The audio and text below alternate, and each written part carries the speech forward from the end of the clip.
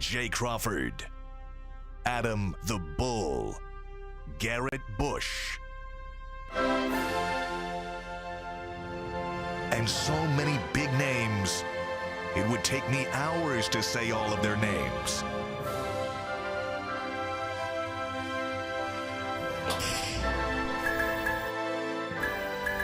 The ultimate Cleveland sports show. Booyah!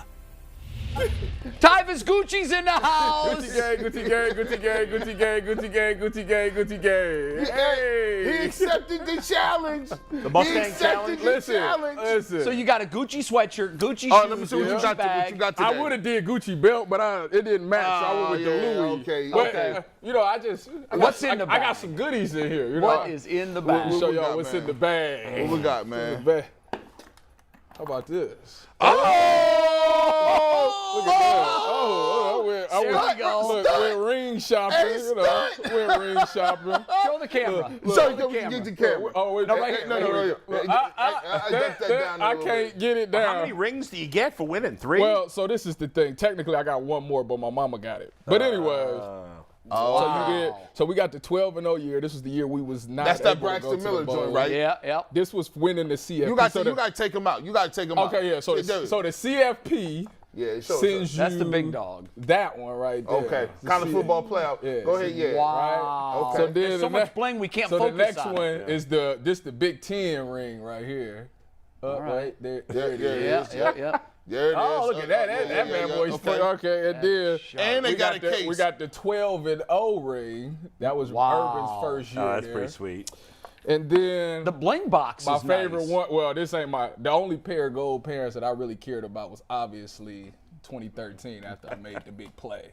You know. See, So that's I went ring shopping, you know. Oh, wait a minute, I got some more He's for gonna you. throw 'em on I his ain't hand. done. Hey, Hold on. what you got? Hold on. I got that. Hold on. Then What I you got, got? Put the rings on the table. Put them back in the box. Hey, hold on, wait a minute. I did this What's one. this? This one for G. Let me see I what you brought got. this here for G right here. Look at that.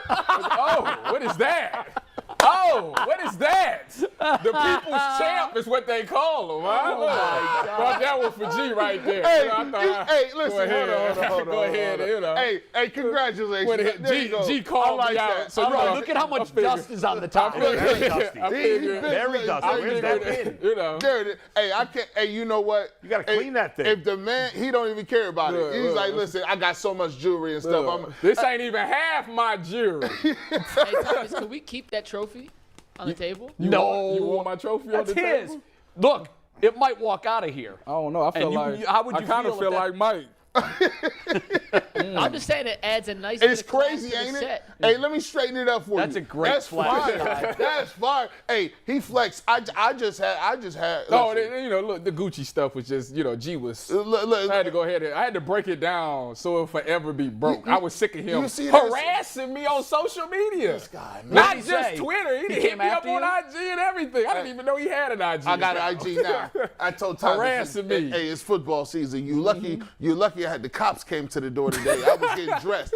You off the hook today. We'll talk about that later on. Wait, the cops came to your door this morning? They was looking for somebody. As long as it wasn't you. But they did say missing person though. They're like, do you know anything about it? I said, whoa, I don't know that Did they person. think she was hiding in your house? Nah, they just wanted a statement. I gave them one. Wait a minute. Oh, boy. They're going door to door getting statements? Yeah, there was, because evidently the person that was downstairs, they had a couple little domestic issues. At your place? No, not at my place. He wanted to know if I heard anything. No, but they live in, it's a three-family It's a home, three-family right? home. So the people that live downstairs is missing? Yeah. Oh, I see. Yeah, so yeah, I said I don't know anything about that. So there could possibly be a murder in your house. There could. I don't know. I'd have told her, listen, I stay out of grown folks' business. I say, yo, I see nothing. They just came in. I ain't heard I got a nothing. I ain't podcast seen to do, nothing. officer. But when the cruisers pull up and you over there, I'm like this, man. Should I open this? Should I open Have I done anything wrong? I'm trying to think. What did you do in the last 48 hours? No. G. Bush, you never have to think of that. Nah, you live no. a clean life, Hey, bro, I know you do. Hey, you ain't see me nowhere. Matter of fact, you ain't see me. But by the way, I did call him out though, and he came to play. But tomorrow, I'm back at it. Next week. Listen, hold on. I'm gonna give y'all a preview right now. Next week. Y'all gonna think Tupac then came back. I'm coming in here with that stuff on next week. I'm telling you. I'm coming in like Pac next week. He said he gonna break the dress code. Ain't nothing but a gangster party. Speaking of dress codes, what you really need to do. Bull and I are gonna have a clothes on. If you talking about White dress man code, clothes on. I'm rocking my V-neck, short sleeve waffle. What you got? Oh, what we do got is Cleveland, the Ultimate Cleveland Sports Show T-shirts. yeah. Oh, yeah. That's what we have. That's Y'all what got we to got. put them on. And y'all got to go out and get these right now while they Let's go. These is limited edition. And I'm gonna tell you, when I put this order in for all my friends and family, you might not get no more. I'm just be honest. That's real, because I'm gonna do the same thing. Like I need I'm gonna get probably 100 of these. Man, you can go check those out. Obviously, it's on. Hey, we already Q tag board. They already know what it is. Make sure you guys go out to get these shirts. They're going fast, so you better grab them now. We about to. Do we know that for sure? Yes, they're going really fast. Wow. And let me tell you something. I texted the link to this to some of my buddies that I play fantasy football with for years, and one of the guys in the league said, "You look like a caricature of Frank Caliendo playing you." I was like, "That's good. That is a good kinda one. do. That's okay. I look like a 90-year-old George Bush. Yes. What do you got? Two things to address real quick. The only thing better than those shirts are Built Bars, which have filled us up, all of us on the set. Yeah. We all had one this morning. I can't even move. And they were delicious. The cookie dough chunk puffs, 160 calories, 15 grams of protein. Unbelievable. On the go, you grab them, you bring them into work, you snack up, you fuel yourself, and next thing you know, you're not hungry till lunchtime. And the best part, you get 15% off if you use code LOCKEDON15 at Built.com. So first off, Built Bar, shout out Built Bar. Yeah. Secondly, I want to go back. This is a YouTube comment we just got here. Where Tyvus just put his rings was the same place Mike Polk drank beer through a hot dog on. So that spot on the table has now seen the highest of highs and the lowest of lows. That's a great point. In one spot on the Wow. table. A viewer sent that in? Anthony, which viewer sent that? That's Give us very one sec. astute. We're gonna give credit where credit's due if he could find the. We kind of need a comment real quick. split-screen picture of the two. Would be nice. It was our boy Eddie Everhart who I made can't another believe appearance in the Mike show. He sent did us a new that. jingle today. Oh, great. So Eddie, two-time UCSS appear. That's true. of the I day. think we jingle. cleaned the table in between then, but I'm not It may or sure. may not have been clean. It has doesn't been matter. clean. And I'm not really big on like trophies and all that. As long No, as you're not? As long as you could Google it and know that I did it, that's all that matters. Yeah. He says, You see, flexing listen, with- look, my Big Ten ring don't even fit my finger no more. I can't even put it all, but these do. Hey, listen, man. I tell you what, when they real, guess what? They don't tarnish. So guess what? You can have hot dog juice on the table. It doesn't matter. It could be a ribeye steak You know on there. what? You know what they say? When it's real, y'all can tell. Well, real. Little battle bars Let's for talk you. about some real football. Yes. Oh, before we do that, I want to mention Leroy Hoard's coming on the show. Robert Smith is coming on the show, so we got a little Buckeye Wolverine running back love. They're going to cross over. And we're playing True or I'm False. going against him. Love and, true or false. This is the fourth version of True or False. Everybody on the panel except me has won True That or is False. correct. Yes. I've got a new approach. I have a new approach this week. Oh, I can't wait. I have a new approach. Depending on how your first answer goes, I'm flipping a I'll coin. see. I'm Oh, flipping a wow, coin. that's. I mean, that's basically what it comes down to, right? Yes. Who the hell knows the answers to any of these questions? I gotta. Okay, McNuggets, anything else before we dive in? Because I'm ready to go. Let's get into We got it. a great We got a lineup lot of today. stuff to talk about. Yesterday, we looked at the Browns offense versus the Panthers defense. That was a fun conversation. But this is where the real meat is. This is where this football game is going to be most interesting. It's the Panthers offense and Baker Mayfield against the Browns defense. What did you call it in the text? I know you, Bull. It's the Familiarity Bowl. The Familiarity Bowl. However you want to call it. I mean, Baker's gone against this defense every day in practice for years. Yep. The defense, most of those guys have been there. They know his tendencies. Do you think that one has an advantage over the other? I would definitely say that the Browns have the advantage in this for the simple fact that Carolina's offensive line is terrible, and you have one of the best edge rushers, two of the best edge rushers in the game. Right. I think this game solely depends on if they can get home. Now, if the defensive tackles can come in there and get that pass rush, in the middle, it would be like stealing for the Browns. And I think the fact that they know that Baker's arm is, I mean, he showed a pretty good arm in preseason. He a couple of throws he did thread it in there, but I still would test it and see if he still got it like that when it's. You want to move him off his spot right, too, right? Right. So I would play coverage very tight on this back end, which I believe they will do, and I will send some blitzes. I was actually on my podcast last night talking about, Baker likes to get out of the pocket because he's short, so you want to move the pocket so he can see it. I wouldn't be surprised if they send some nickel blitzes or some corner blitzes where if he rolls out to it, the blitz is coming. He'll run right into the blitz. That's what I would do if I was Joe Woods in this game. Interesting. I'll tell you what, man. I was watching some of the stuff that we were talking about before. I was watching a little bit of film. And I went back to the game they played the San Francisco 49ers, right? And when they played the 49ers, it was a couple of years ago.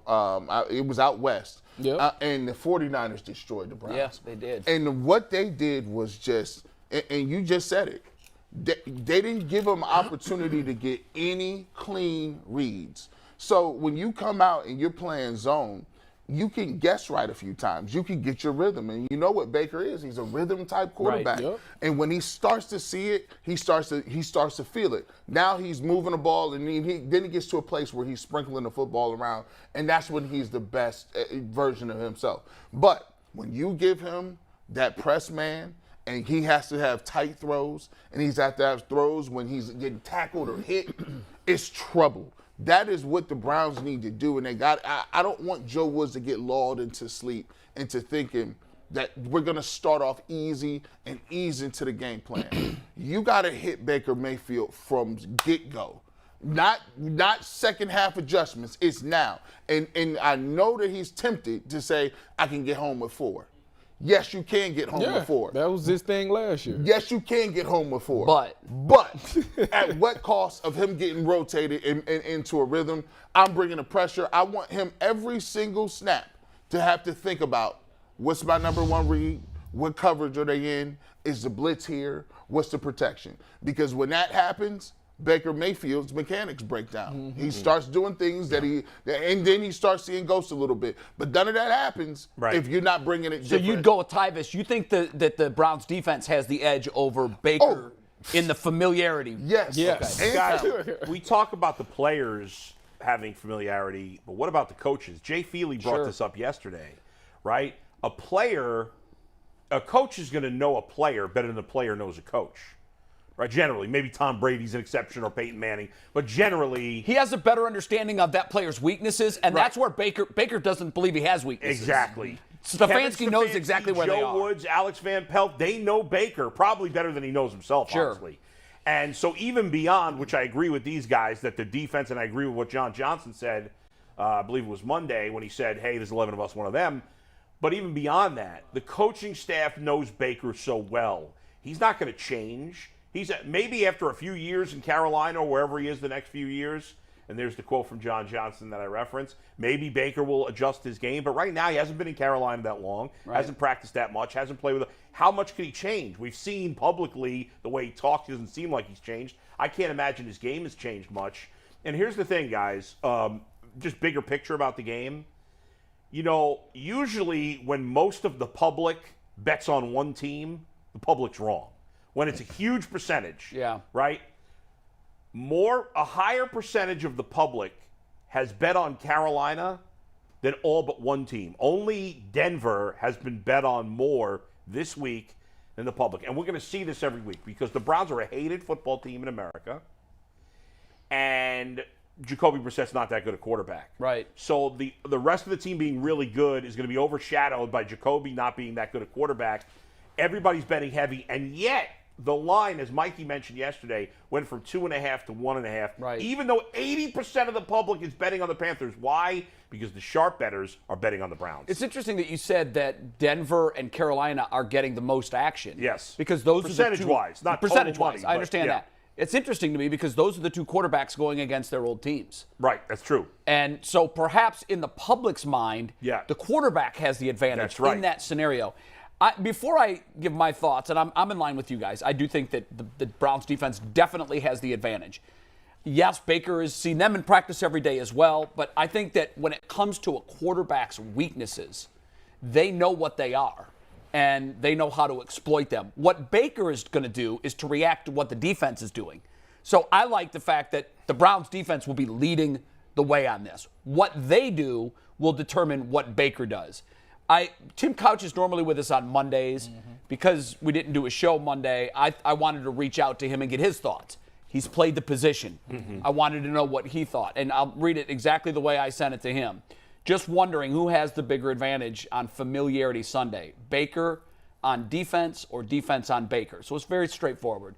He said, good morning, Jay. That's really tough because they both feel like they have an advantage because of the familiarity. But I would think Baker will have a slight advantage. He knows what certain DBs struggle with. He knows how they try to disguise coverages and blitzes.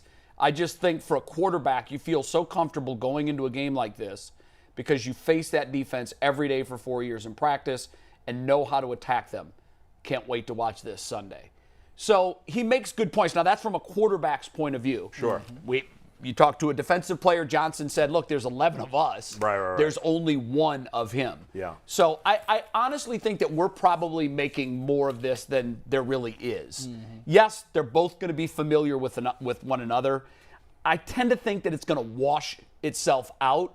But if I had to tip the scales here, I would still say I like the fact that there's 11 players on defense that knows what he likes to do and what he thinks. And think about it also. Like, I think it depends on the quarterback specifically. Baker, as we mentioned, Brady and Manning. Like, when Brady goes to play the Patriots, in that case, I would say it's even or even an edge Brady because Brady's such an accomplished quarterback. Yes, I totally agree with that. Quarterback in Baker who is not anywhere near the quarterback of Brady. I would think with most quarterbacks, I would lean towards the defense. But with an elite quarterback who's been around the league forever playing against an old team, I might change my mind. Yeah. Now, the only difference is with Christian McCaffrey, he is the X factor here. No doubt. He will provide Baker with safety valve throws that he might ordinarily spend an extra second looking for the open receiver. If he's feeling a rush, he can dump it to McCaffrey, and I think that that's what we're going to see a lot of on Sunday. But I still think that the Browns defense has a slight advantage. And Tyvus, you know this, it's all about breaking tendency. Yeah. Right? So, Baker knows, these guys usually do this. But the way you could call it as a defensive coordinator is if you break tendency, you can bring pressure where they didn't think they were bringing pressure. You can play zone when he didn't think they were going to play zone. And so for Baker, for me, one of the things that's always universal, it doesn't matter if you know where the play is coming from or you know what's going to happen. For me, it's all about pressure. Yeah. You got 3 seconds to figure it out. and if it takes 3 seconds and you're playing close and you got guys like Denzel Ward who have tremendous recovery speed. Right. You got linebackers that have tremendous ability to get to their drops and run to the football. That's where Baker struggles because we already know what he do. If he get to his after his second read, he's rolling out the pocket. And there's a lot of times Baker Mayfield runs into sacks. People say, well, they had a lot of pressure. Well, no, the pocket was there. And he also has a problem stepping up in the pocket because he's a little shorter and he can't get those lanes. Right. So it's get hands up, make sure that when he rolls out, now when he's rolling outside of those pockets, that's when he's off target, that's when he's flustered, and that's when the offense breaks down a little bit. And that's why I continue to say, like you say, the pressure is the one. I mean, like with this defensive line, the way that they're coming after him, plus they're going to be much more motivated to get there, and it's game one, so the adrenaline is going to be there. I think the Carolina will have to figure out a way to throw screens. Because if your offensive line can't block a defensive line, how do you change it up? You run draws, you run screens to try to slow them down. And that will be their only saving grace. Will they attack the Browns linebacking core? Because as you look at their defense. CMC is, that's going to obviously be what it is. Yeah. But after playing in this defense when I was in San Francisco, because obviously Joe Woods came from San Francisco, how we would do it is you would start off with a linebacker checking CMC, right? And if the linebacker starts struggling, JOK is actually like perfect because he's got the athletic, right? And he's quick. He should be able to hang with him. But if he does struggle, what they do is they switch who checks him. Now you make the safety do it. So whoever's the box safety, which we'll say is Grant, Dale Pitt, could be J3. I know this because when I was in San Fran and we played the Raiders, they had a running back where he was really good out the backfield on third downs. And they said, you know what, on this play, on third down, we going man, but you are the one checking the running back. And I ended up dropping the pick. So, we ain't even going to go into that story. Drop the pick, and the dude ended up catching it. Was bad. If they go with JOK, you saying he's going to be shadowing McCaffrey on every play? Not every. You can't do it every play, but anytime that they go man. So typically in this defense, you run 3 and 1 because it looks the same. You one high, you don't know if he's in 3 or 1. And if that's the case, when they go man, they will have him check. And there's no way Baker will be able to tell that really until the ball's snapped, right? Right. Because there's so many other things. If the line is the struggle. Well, how are guys like Brady and Manning able to figure it out then? Because they can, right? Well, so the Patriots used to always take that guy. Yeah. Start him out there. Come on over here. Let's see what they do. Right. If the linebacker's running with him, all right, they in man to man. And the Browns do that. Bumping, the Browns do that then some. It's zone. That was how. If you ever watched the Patriots when Brady was playing, they always had somebody go motion out or come back in. And that was the zoner man read. Right. But even then, I think to your point of, well, how did Brady and Manning? Yeah. I think Brady and Manning just had elite arm skills too. Well, that's so even if the windows get smaller, they're still able to put the ball where 95% of the other quarterbacks are not, and they're able to do it on a consistent basis. I mean, the only time that I've ever seen Brady confused where he didn't know what they was in was when they played the Rams in the Super Bowl. He literally looked confused. He was just throwing blindly because he couldn't figure it out. And I know you saw that one play. There's a time where Peyton Manning is talking about it with Ed Reed, right? And he's saying he's never been fooled on anything, right? So he said when they're playing, one high safety, if the safety is past the hash mark or he even bites or takes a step over there, he's automatically throwing backside. And Ed Reed faked it. Ed Reed just ran. He knew it. He ran, didn't turn around and look, just ran to the receiver and picked it off deep down the field. I've never seen. He was like, there's nobody over there. Let me run over there and then run back. Yeah. Usually when you get those guys, it's the film work. They understand where it's going, and they have a couple of plays they can get out of, right? So when you got Peyton Manning and they can call different audibles, they'll just say, well, look, I got screen called on that play. We thought it was man-to-man. Nope, it's zone. I don't like that anymore. Let's switch that up. But fortunately for the Browns, they're not playing Peyton Manning this week. They're playing Baker Mayfield. Thank God. The last thing I'm going to say about it, though, is that Baker, if knowing that your offensive line is bad, as a quarterback, it's so many things you got to go through. Well, it could be better. They've added it. Yeah, but on paper it we should don't be better, know. but it was bad last year. Right. So he got so much he got to come to the line. The number one thing that a Plus quarterback... being with a new team. Yeah, the number one thing a quarterback has to do is make sure that they're protected. So you got to go through the protections. And I talked to a quarterback, so I know a lot about this. If it's 50 protection, that's base protection. If one person's coming from the call side, we'll say it's the right side, then you got to check out. But if it's two coming from the slide side, which is the back side, now you got to check out. The next thing I'm thinking about is, well, do I want to check out of it, or do I want to see if I can get my running back a free release? Because if they're blitzing, he goes right by I can just dump it. Yeah, I can just dump it right off. And oftentimes those are big gainers right. too. And that's what he'll be thinking with CMC. Yeah. How can I make this protection where I can get CMC on a free release? Because if nobody takes him, I'm going with the ball. I'm going to him with the ball. If so not, with a guy like McCaffrey, you're almost better off staying in that. Right. Yeah. And not checking out. And that's a ton to think about. That's what such and little then time. That's what at warp then, speed. On top of that, now I got to look at the defense and say, all right, now I know they look like they in cover 2, but on the snap it could be cover 3. So now I got to find out who's the safety that I think is coming down, because that's who I'm going to watch after I snap this ball to figure out what it is. Right. You got to do all that in 25 seconds. How much do you think the Carolina defensive coaching staff, how much time did they spend with Baker this week going over exactly what it is that the Browns do? Because Baker knows that Browns defense like he's played in it for 4 years. Well, it won't. They will have to do it on scout team. So on scout team they're going to be the ones where they're going to have the meetings and they're going to have guys be like the guys who Baker should look at. So in offensive meetings, they're like, Baker, this is your guy that you're looking at to figure out what coverage that they're in. When they go out to practice, he'll have the jersey on. So if it's J3, it'll be a guy with a 43 jersey on. And Baker will be looking at him, and you'll be like, oh, I'm the guy. That's because I used to do it on scout team. Like, oh, I must be the guy that you read because you're looking right at me. So that's how they'll figure out. That's how he'll kind of figure out who's the guy or the key he needs to look at to figure out the coverage. Wow. And you mentioned McCaffrey before as the key. Obviously, we know he's a great player. And the reality is, you look at this Panthers offense, they've got two really good offensive players, right? They've got McCaffrey and they've got DJ Moore. That's it. That's all they got. I mean, everybody else there is Anderson, average or below. I wouldn't sleep on Robbie Anderson. I wouldn't. But he's average or below. I mean, I don't think he's below average. I don't. No. In fact, I would think I would think that average Robbie player. Anderson I is think he's above average average. or slightly above I think average. he's above average. I don't agree, but all right, well, because of the speed he's a factor. big playmaker. Well, because of speed, right? Well, we can agree to disagree. I wouldn't ignore him if I'm Well, I'm Cleveland's not defense. ignoring him. You don't ignore anybody. No, I'm but just if saying you- he's I not a wouldn't- special player. You have to deal with two special players, McCaffrey and DJ Moore. Okay. Robbie Anderson, to me, is just a guy. You guys think he's a little better, okay.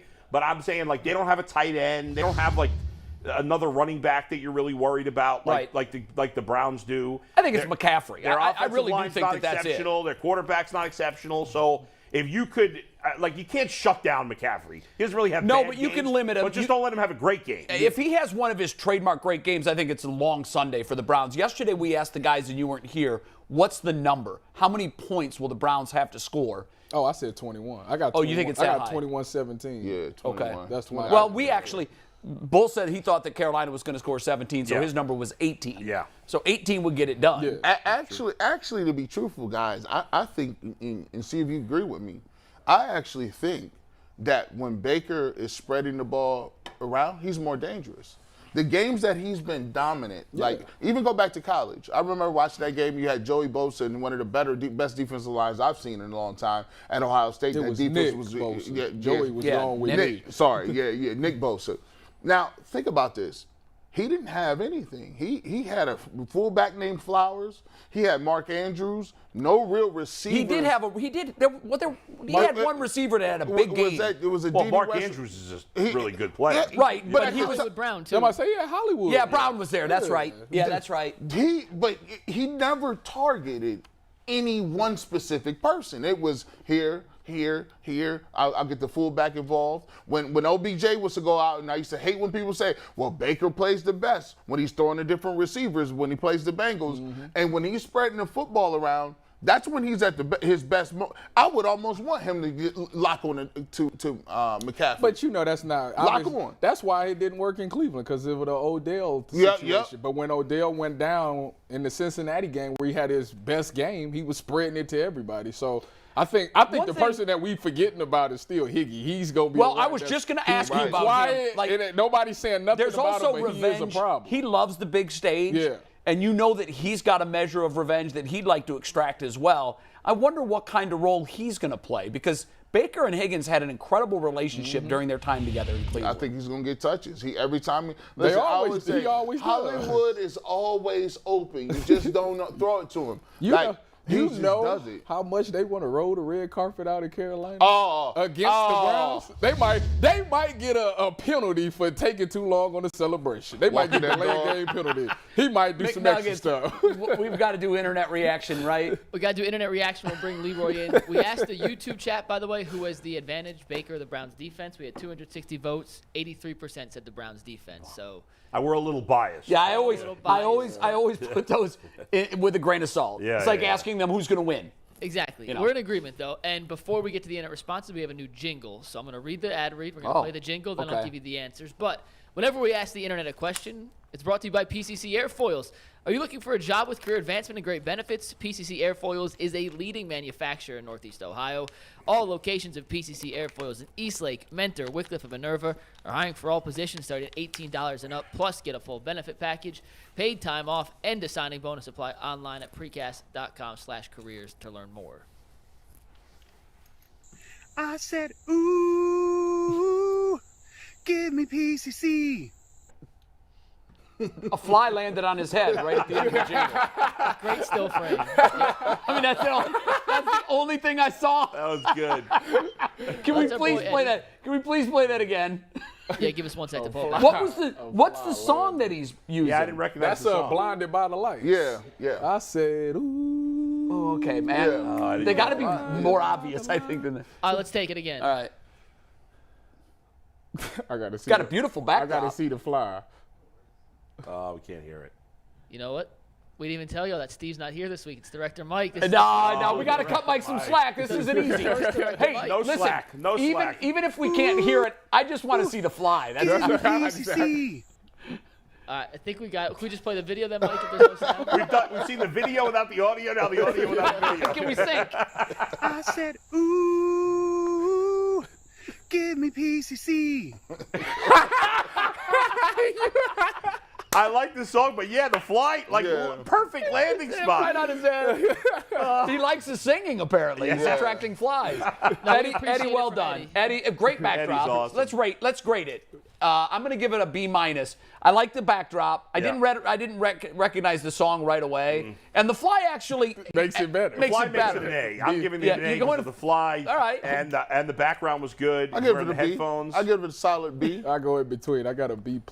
Yeah. So let's read these comments. I thought you were going to say, yeah, that's going to be a hard no for me, though. We're going to read these comments. We'll get Leroy in here. But this was the question we asked the internet yesterday. Let's take tag board full here, Mike. On a scale of 1 to 10, how confident are you in the Browns' defense shutting down the Panthers' offense on Sunday? We got a bunch of answers. Shutting them down? Shutting them down. This is our most replied to tweet in UCSS history. Wow. Over 170 replies. Let's take the first one, Anthony. Shutting them down, I consider Dale says less 8 than out 10 of 10, points. but there's a 20% chance Baker thinks we're the Bengals and lights us up. Let's take the next one. It's a nice little gift from Strong Clee fan number 9. Yeah. Next one, Anthony. Okay. Brad says 2.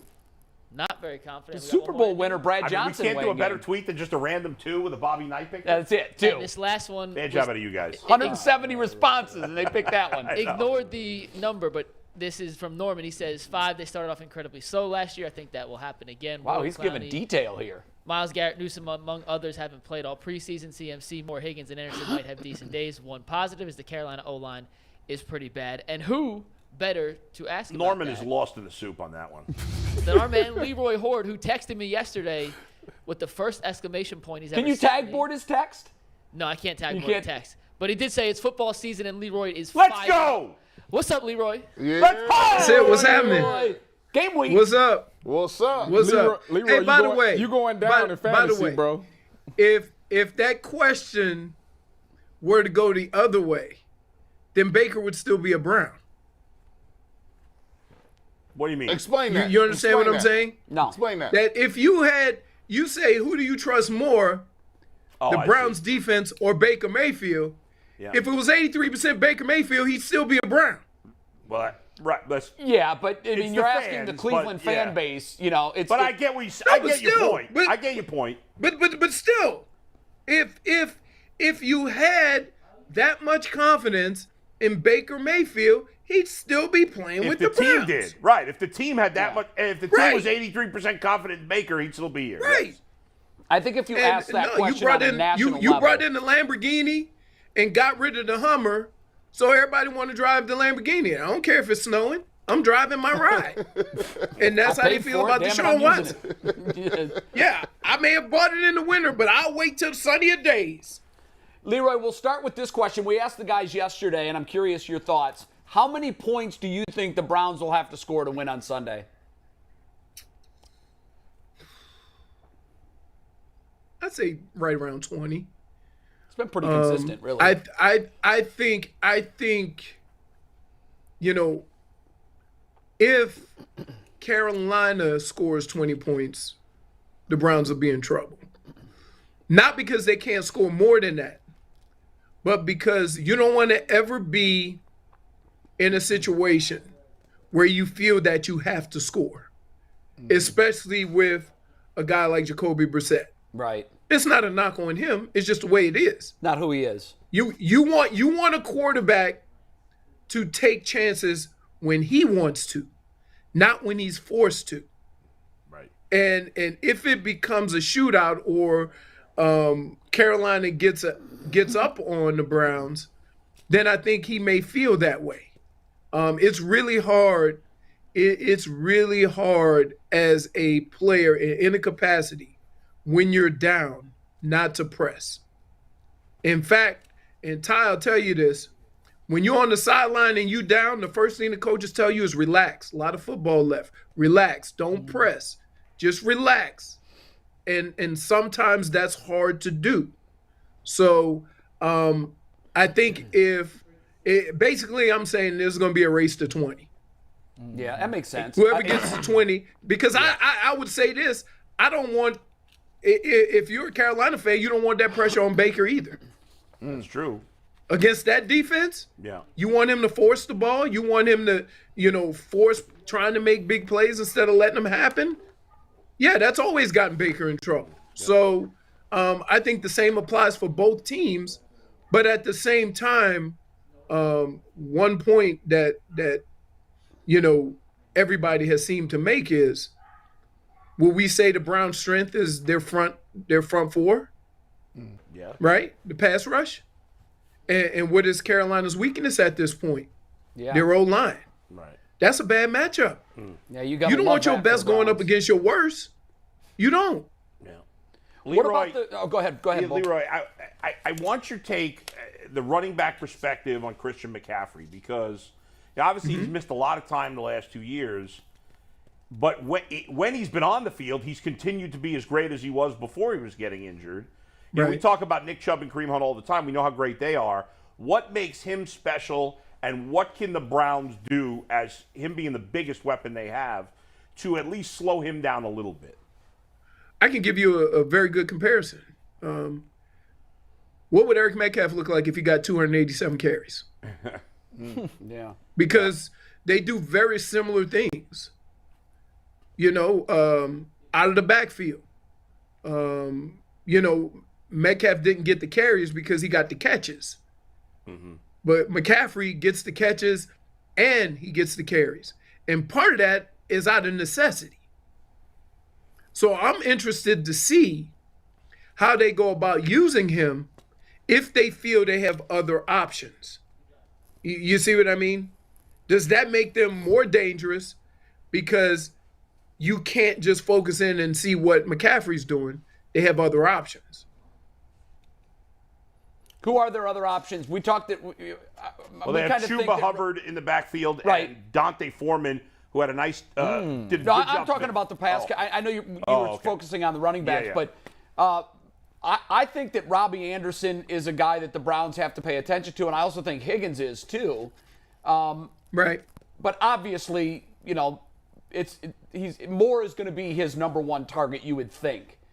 Do they have the other weapons offensively where if the Browns decide that they are going to key on McCaffrey and take him out of the game, does Baker have other horses around him that can beat the Browns? Sure, because they're NFL players. So, you go into it, and Tyvis will tell you, like, an offense's dream is to have one-on-one pass coverage. I don't care who it is. Mm-hmm. So if you pay too much attention to one guy, then that means that somebody got to be one-on-one coverage. Right. Simple as that. Now, are they good enough? Sometimes. But here's what you're hoping on. There could be receivers running down the field wide open. You going to have that amount of time? Right. So from the Browns' perspective, that he on him, force him to make decisions that he doesn't want to make.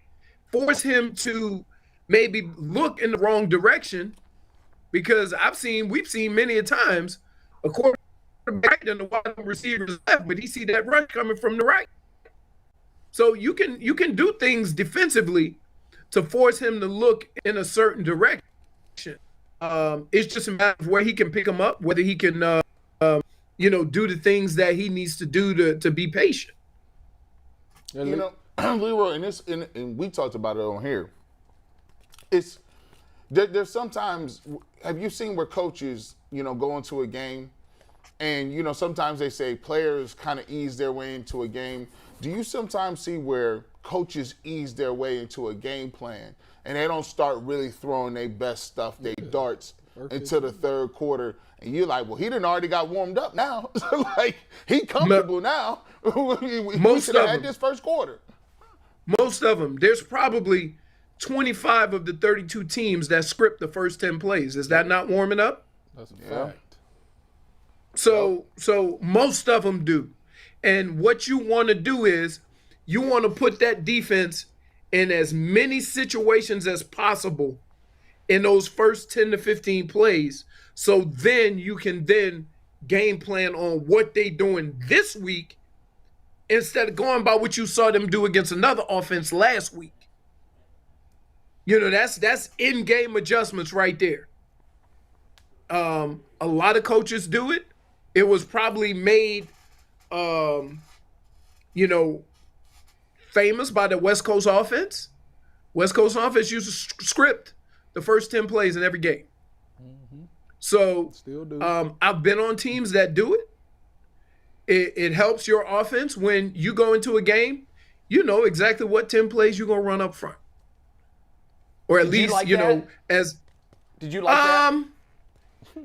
You didn't have to worry about what was happening, but you also have to keep in mind this. That's if everything goes to plan. Sure. Which never happens. I know. I always Right? thought that was tricky because so much of play calling is situational. And if you've got Right. a run scripted on second down and you took an 8-yard sack and you're 2nd and 18, I would think that you'd want to go with the flow of the game and let the situation dictate what you're doing, not a preconceived play call sheet. Depends on when it is. Now, you have, they have that card, and that card has everything. 1st and 10, 2nd and long, 2nd and short, all those different situations on the card, and you work on, each scenario during the week. You work on all scenarios during camp so that everybody's familiar. A lot of times during the game, when your offense is clicking, the quarterback and the players have an idea of what you're going to run before you even call it, because we've gone over it during the week. Right. So from that standpoint, it becomes, everybody's on the same page.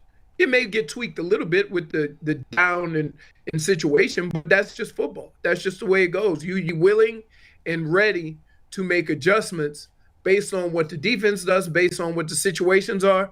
But it always feels, it seems like everybody is at ease knowing what's going to happen to start the game. Leroy. And so it always, there's a lot of teams that do it. And sometimes you ever see one of those games where the team comes in and they go right down the field right away? Yeah. And then they never do nothing the rest of the game? Yeah. We've seen that a lot. Because the other here. team, seen the that a other lot with team's Baker. adjusting Yeah. too. The other team's adjusting too. So while you have your plays scripted and they work, they looking at your stuff too. Right. And they saying, oh, okay, 1st and 10, this is what they doing. Let's do this. And now it's just a game of back and forth adjusting or whatever. But here's the thing. I don't care whether a play is scripted or not. A series or the beginning of the game is scripted to make the offense feel comfortable. But at some point, this is for everybody. Some point, you got to line up and look at that guy across from you. And it don't matter what the play is. You got to beat that guy. Right. And if you don't do that, you can script all 100 plays. It ain't going to work because you can't block the guy across from you. So when I see, you guys talking about, the other options and Christian McCaffrey and this or that. Okay, who going to block Myles Garrett? Who going to block Jadeveon Clowney? And my question, I'm glad you brought that up, Leroy, because my question is, say they can't, what will be that, as an offensive mind and you played offense, if your offensive line couldn't block, what was the route that y'all went on offense to try to get plays done? Inside runs. When you got two pass rush, you let them go and run right underneath them. And then you know what that does? Now we got a little looky-loo. Let's look inside before we pass rush. Yeah. Right? They peeking. And that's the game. You start peeking, you ain't pass rushing because we running it down your throat. Now we got a two-way go. So our defensive tackles got to come to play. Right. So what happens is this. There's ways around that. If you going to let Jadeveon Clowney and Myles Garrett do what they do, then you got to be ready to fill those gaps inside with a safety, with a linebacker, and you got to be able to plug those holes a little bit differently because you leaving a gap. You leaving a gap with your two outside guys. Or, here's what I do, run a game. Run a TE twist. Yep. Mm-hmm. So now you putting another guy out, and then you bringing that same pass rush up the middle. So there's ways around it. Here's the thing, guys. If you time it up right and you catch them before they make an adjustment, that's where the big plays come. So it's all about being ahead of the game. Leroy, here's what scares me. Your conversation with Tyvis led to Ty saying, well, our defensive tackles better come to play, and you co-signed that. That makes me a little nervous because I don't know what we have there. All you need, listen, all I know about defensive tackles is this. Unless your name is Aaron Donald or your name was John Randall, who set the bar on inside guys getting sacks. Right. Right? Your job as an inside guy, and they've been some of the biggest defensive linemen I've ever seen in my life. I introduced you to a one Gilbert Brown. Right. I think he tackled me with a pinky one time. Dude it was ridiculous. Oh my goodness. Right? Man. Yeah, we don't have that. But dude. their job is to take up space. Yep. They don't make many plays, but here's what they do. Disrupt an offense. You get push, you get pressure, you do whatever you can. Because if the pass rush is there, it's coming from the outside, but the pressure from the inside is what gets them there. If you run in the football and you attack the middle of the line of scrimmage with your DNs, if you get them up inside, or your tackles, you get them up inside and you create pressure, there's nowhere for that running back to run. The one thing I'm going to tell you as a running back, I can deal with anything. I can deal with a guy running free. I can't deal with my offensive lineman getting pushed back into me. Right. Hey, Leroy. There's nowhere to go. It looks like a wall closing in on you. So they don't have to make plays. They just got to be disruptive. Yeah. Just cause havoc. There's people to make plays. So that's all they have to do. Hey, Leroy, Anthony Schwartz, there's been a lot of talk. Everybody's frustrated with him. People want him gone. I get it. He couldn't catch the ball last year. He couldn't catch the ball in the preseason. But they drafted him in the third round. They want to make something out of this guy. Would you try to get him involved in some way early, even if it's handing him the ball or throwing a quick screen pass or something to give him a little confidence at the beginning of the game? Or is it too far past the point with you? What happens is that guys get anxious, right? And sometimes you want something so bad that you can't relax and perform. And so it becomes difficult. What I would say is they have to find a way to get him comfortable in a football game. Right. And I don't know how to do it. I mean, for me, I got comfortable once I got hit in the face. It was like a wake-up call. Hello? Okay, all right. But everybody don't get it like that, right? Sometimes you run 3 or 4 pass patterns before you even get a look. And the thing about wide receivers, you don't know when it's coming. And so I don't know how to get him involved and get him relaxed so that he can just go out and play. But let's not act like just because he was drafted in the 3rd round that mean they're obligated.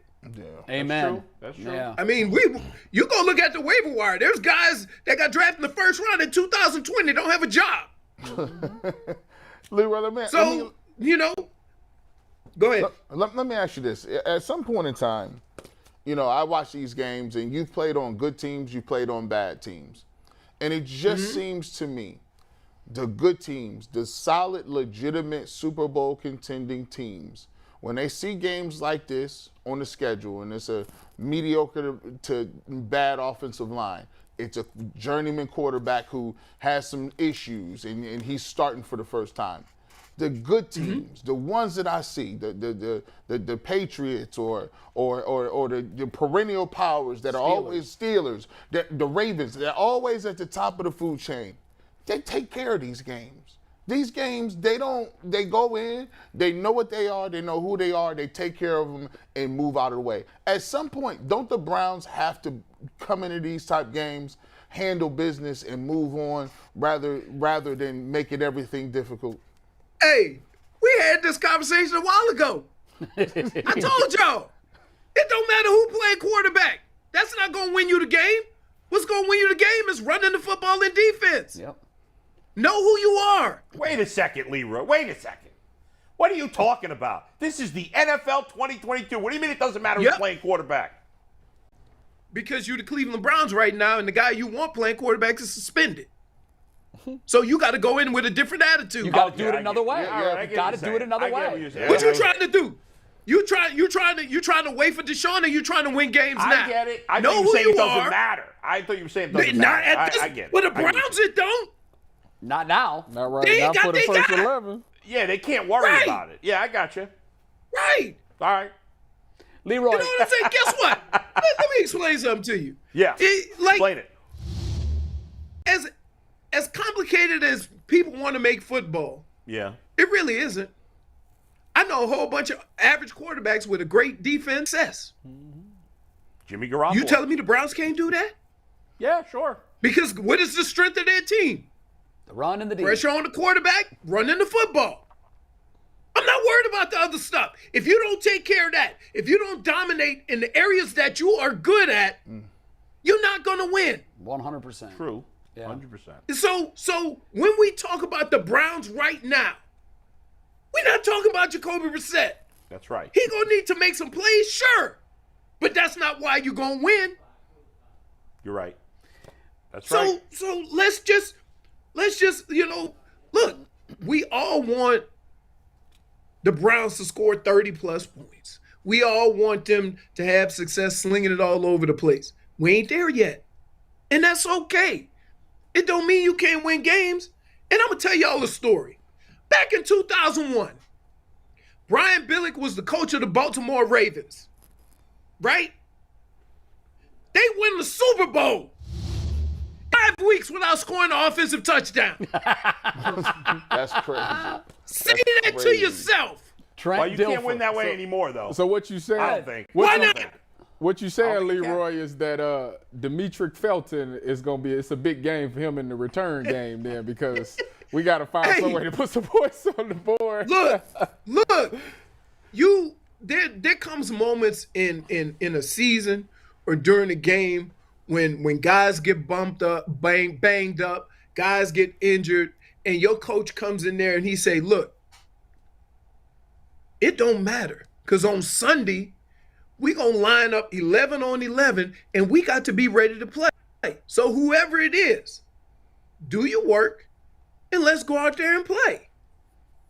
Now, the thing about this situation is your best players are available. So have your great players be great. If Nick Chubb is great, if Myles Garrett is great, okay? They win. If you go Denzel Ward on the outside, if he's, you telling me they can't win? Sure, it might look ugly. I don't care. You know what we want right now? Just rack up W's. That's it. I'll take a 2-0 win. If y'all come into the locker room after the game and say, "Woo, that was an ugly win," I don't care. It's one under the win column. Not like don't And we be going in the right football where direction. you need style points. No, you don't. Leroy, Lomas Brown once told me that the first game of the season is the anxiety game. More anxiety for that game than any other game. Do you agree? And if so, why? I agree with him at his position, but playing a contact position, soon as you get hit, anxiety be gone. Out. You get lit up a couple of times, right? Here's when I know it's football time. See, when you practice, you can have a piece of double mint gum in your mouth. You know, you keep your mouthpiece in your sock. Yes, sir. You don't have no knee pads or thigh pads on. You don't have no elbow pads. You got the little cute jersey rolled up on. You trying to stay cool because it's hot. But on game day, soon as the game starts, your mouthpiece come out your sock. You ain't worried about chewing no damn gum. Yeah. There's some anxiety. Speak for yourself, Leroy, because I like to not go without a mouthpiece because I got to make calls and adjustments that I want them to hear me. Hey, I tell you what, if you got busted in the mouth enough, you'll learn how to talk with that thing in your mouth.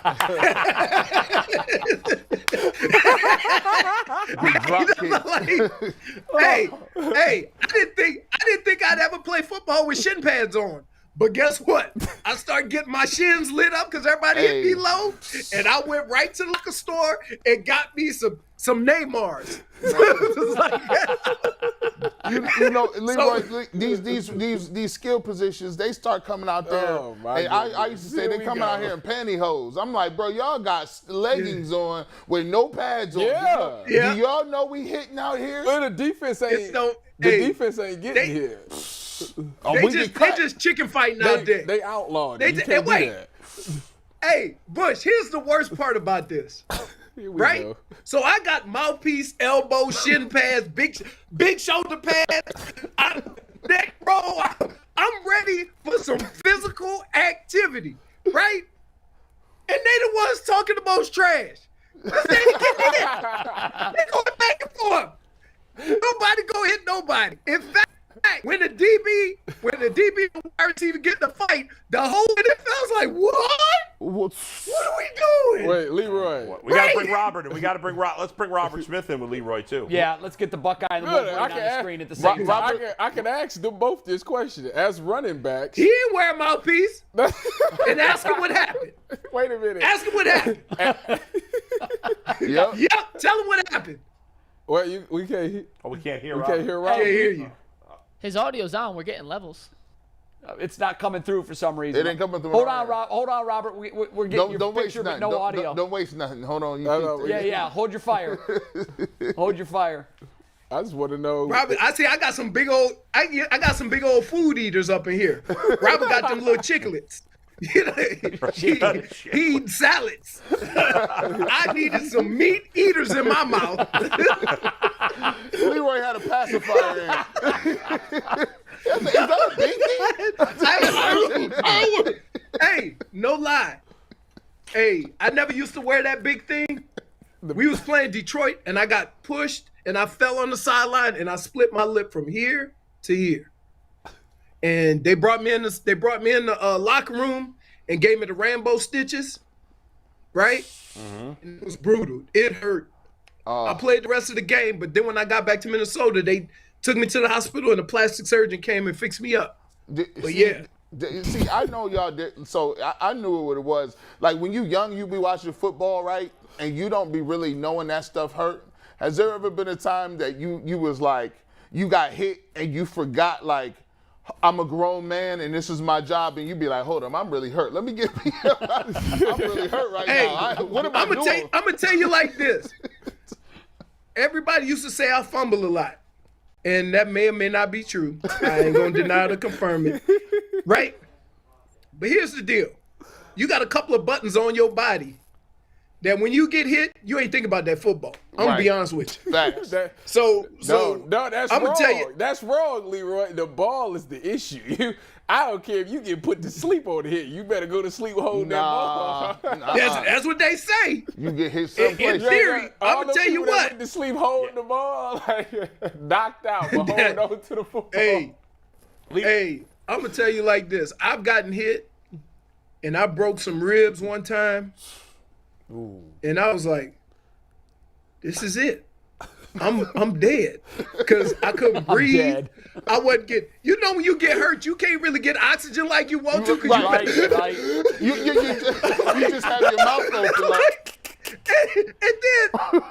and then some smart ass always come out and say, relax and breathe. Oh, relax. Like, don't tell me to relax. That was Bernie Kosar. Nah, no, one time, how about this? One time I ran a little swing pass and I saw the linebacker covering me. And so I didn't think I was going to get the ball. And Vinny was under pressure and he flicked it out to me. And I was like, as the ball was in the air, I'm like, it's going to hurt. But you don't want your team or players to ever see you making business decisions, right? So I caught the ball, right? And he hit me so hard in my back that I broke 2 ribs or 3 ribs in the front.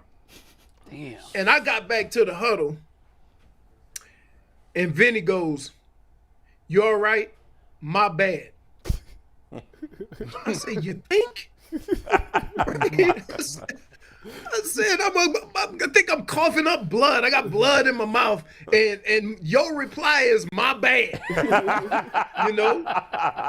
Hey, Leroy. So, Yeah, I want to get back to the game here for a minute because the Browns have a center who's never played for the Browns, Ethan Pochich, who's played with Seattle, but he's basically a draft bust. He's a guy you thought would be their 3rd tight end a few months ago. And then at right tackle, Jack Conklin might not play. It could be the young guy Hudson. It could be Hubbard, who they got from Pittsburgh a couple of years ago. We know the Browns' offensive line overall last few years has been really good. How concerned are you about those 2 spots, especially affecting the running game?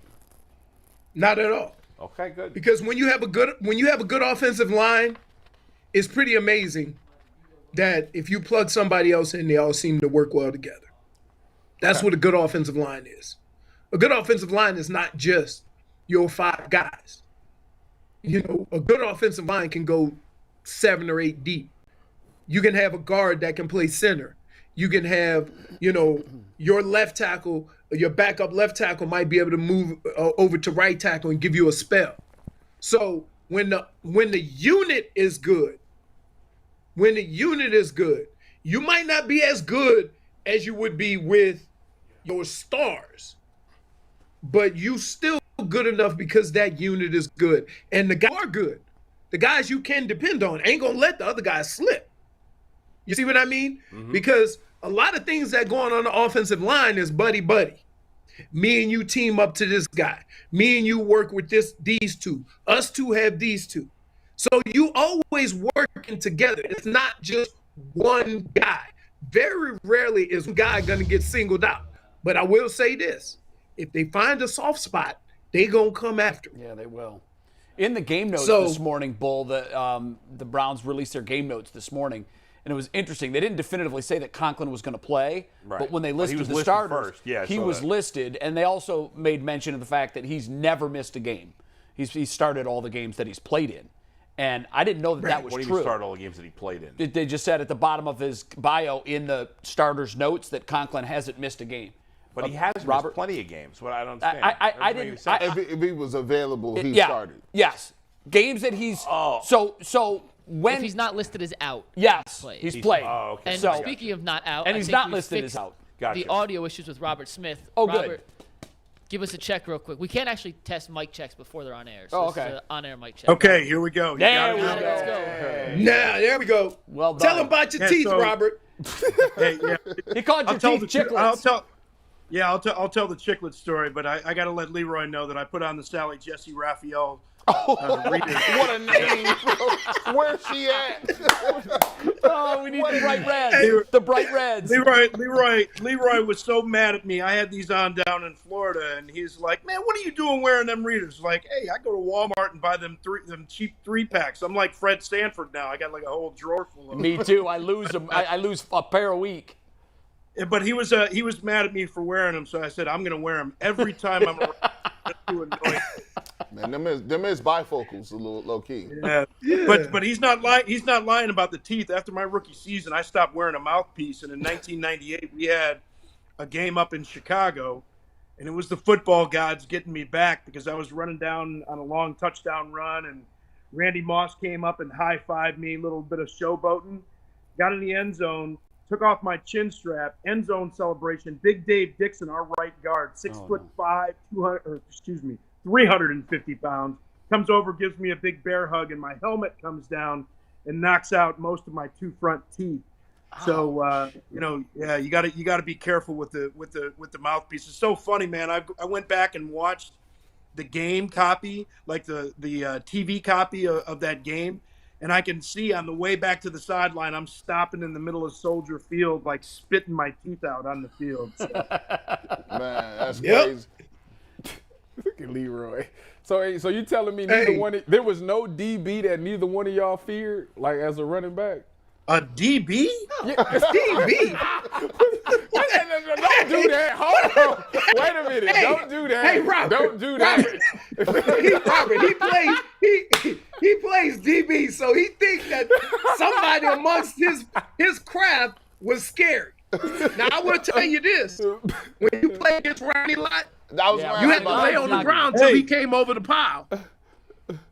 Hey, now there are guys that you respect. Like Darren Woodson caught me it was a Sunday night game. It was at 6 Days to Sunday, which was, I guess, kind of the precursor to Hard Knocks. And they did all the shows that week. We played the Sunday night game, and it was a run to the left. I'll never forget it, up in the Metrodome, run to the left side, and Jake Reed's coming down for a block. I think he's going to get this guy, so I got my eyes somewhere else, which was the biggest mistake. Man, he caught me so clean in my stomach, and I swear this had never happened to me before. They need to tell everybody that plays football, you might get the breath knocked out of you, and you might feel like you're going to die. That's what Leroy This is a second near death. Leroy. I swear that I was on the field gasping, and I was thinking I'm gonna die on national TV.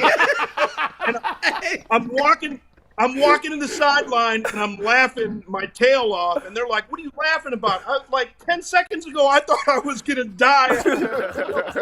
They need to tell folks, hey, it's okay, man. You're gonna be able to breathe. Just give it a few seconds. Yeah, but in the moment, playing running back is a hit or miss kind of situation. You got to learn a lot of the stuff you learn on the job. For example, we were playing, I forget who we were playing. It was Denver. And it was either Denver or San Francisco. And the whole week we run the screen pass, and Carl, our coach, would say, "Hey, you go in, you go back out. You go in, you don't cut it across the field." I say, "Man, I've been to a Pro Bowl. I got this, Carl." We get in the game. I catch it. Offensive lineman go by. I cut it. Back. Boom. That was it. Go to sleep, Leroy. Go to sleep. Hit me.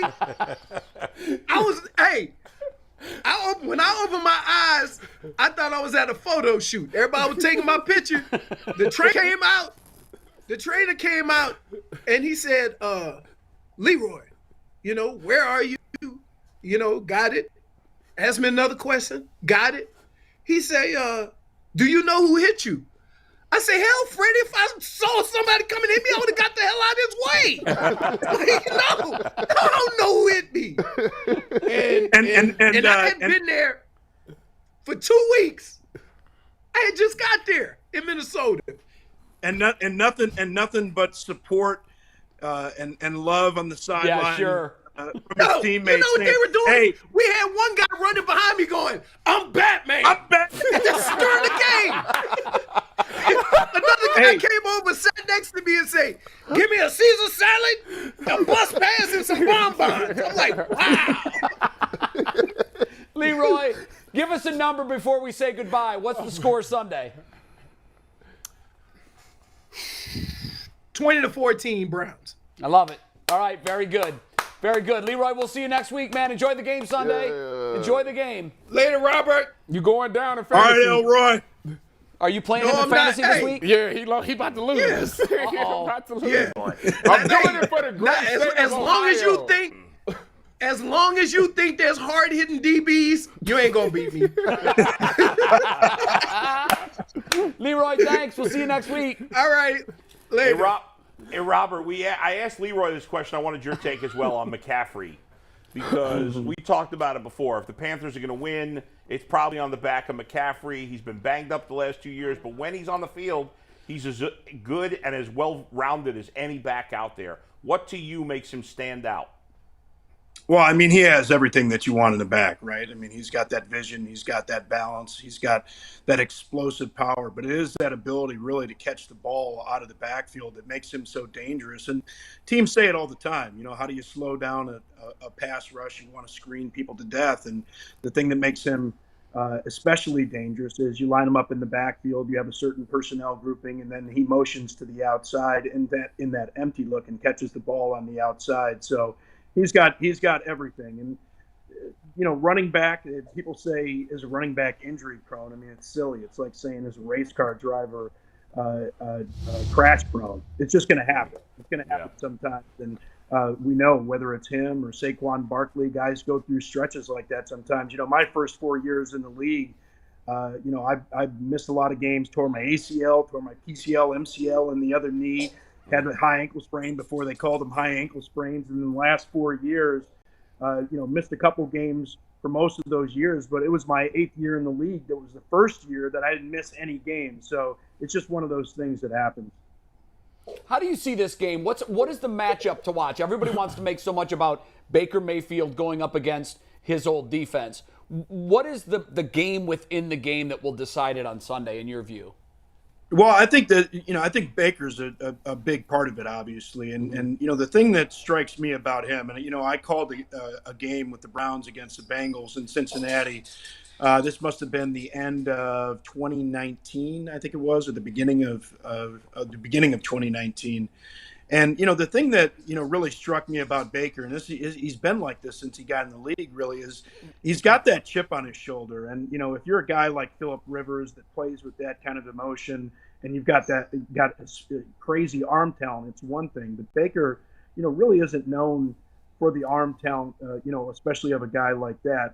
So the thing that I'm really watching for is, with all of the emotion surrounding it, and the T-shirts, off the leash, and all that kind of stuff, you know, going against Myles Garrett and Jadeveon Clowney and, you know, just a tremendous defense like this, is he going to press? And you have, you know, you want your quarterback to walk that line between confident and cocky, but you don't want to get into careless. And I think Browns fans are all too familiar with the 13 interceptions a year ago, you know, the way that Baker gets when he's out trying to prove something. So I think that's going to be huge. But then, of course, offensively, you know, can the Browns get that run game going? Can they do it consistently? And is Jacoby Brissett going to be able to make some of those throws, whether it's downfield to Amari Cooper? And I know people are, you know, hoping that Anthony Schwartz can pull some magic out of the hat like he did in the opener against Kansas City last year. You know, get a couple of those plays downfield where it's not always an 8-man box, because if they can't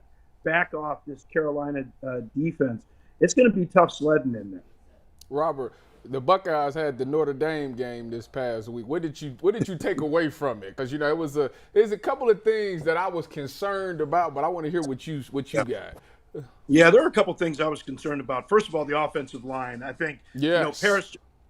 You know, Paris Johnson out at that left tackle spot now. I mean, I just never thought that he had great feet. And, you know, that kind of revealed itself. And I just think that offensive line certainly needs some work. And defensively, still in that front seven, you know, I know Hall got free a couple of times, but that was some missed pass-off blocks, I think, by the offensive line for Notre Dame. That was the primary reason for a couple of those. You know, for me, that front seven just doesn't have people that scare you like you used to with Ohio State defenses from a few years ago. Now, the secondary, I thought, played pretty well, except for that first big catch where Proctor actually got taken out of the game. Lansing played well, I thought, replacing him. But those are the two big areas of concern, really, for me, is the offensive and defensive lines. Because when I evaluate Ohio State, I'm not thinking about what's Ohio State going to do against the Big Ten. What's Ohio State going to do in the playoffs against a team like Georgia, against a team like Alabama? And when you look at those offensive and defensive lines, they just don't look the same right now. You know, Robert, I'm going to talk a little bit about something that I'm not going to start it, but I felt like Myron Williams ran the ball harder than TreVeyon Henderson. I thought he gave him a punch. I thought he might deserve some carries now. I mean, he came in and he was the spark plug for me.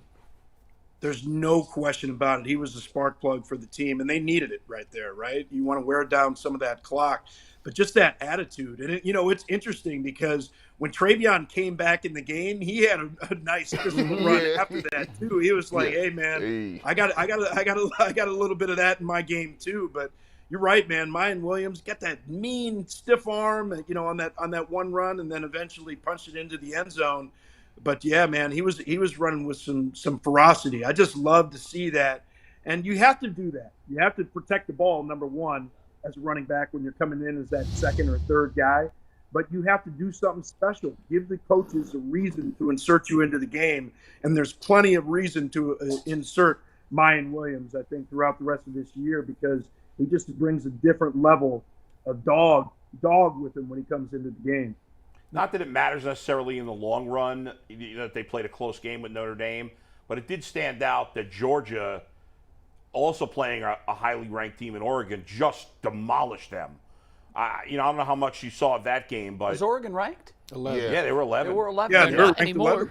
Not anymore, but they were. What was it, 49-3? Yeah. I mean, what'd you think of Georgia and that performance?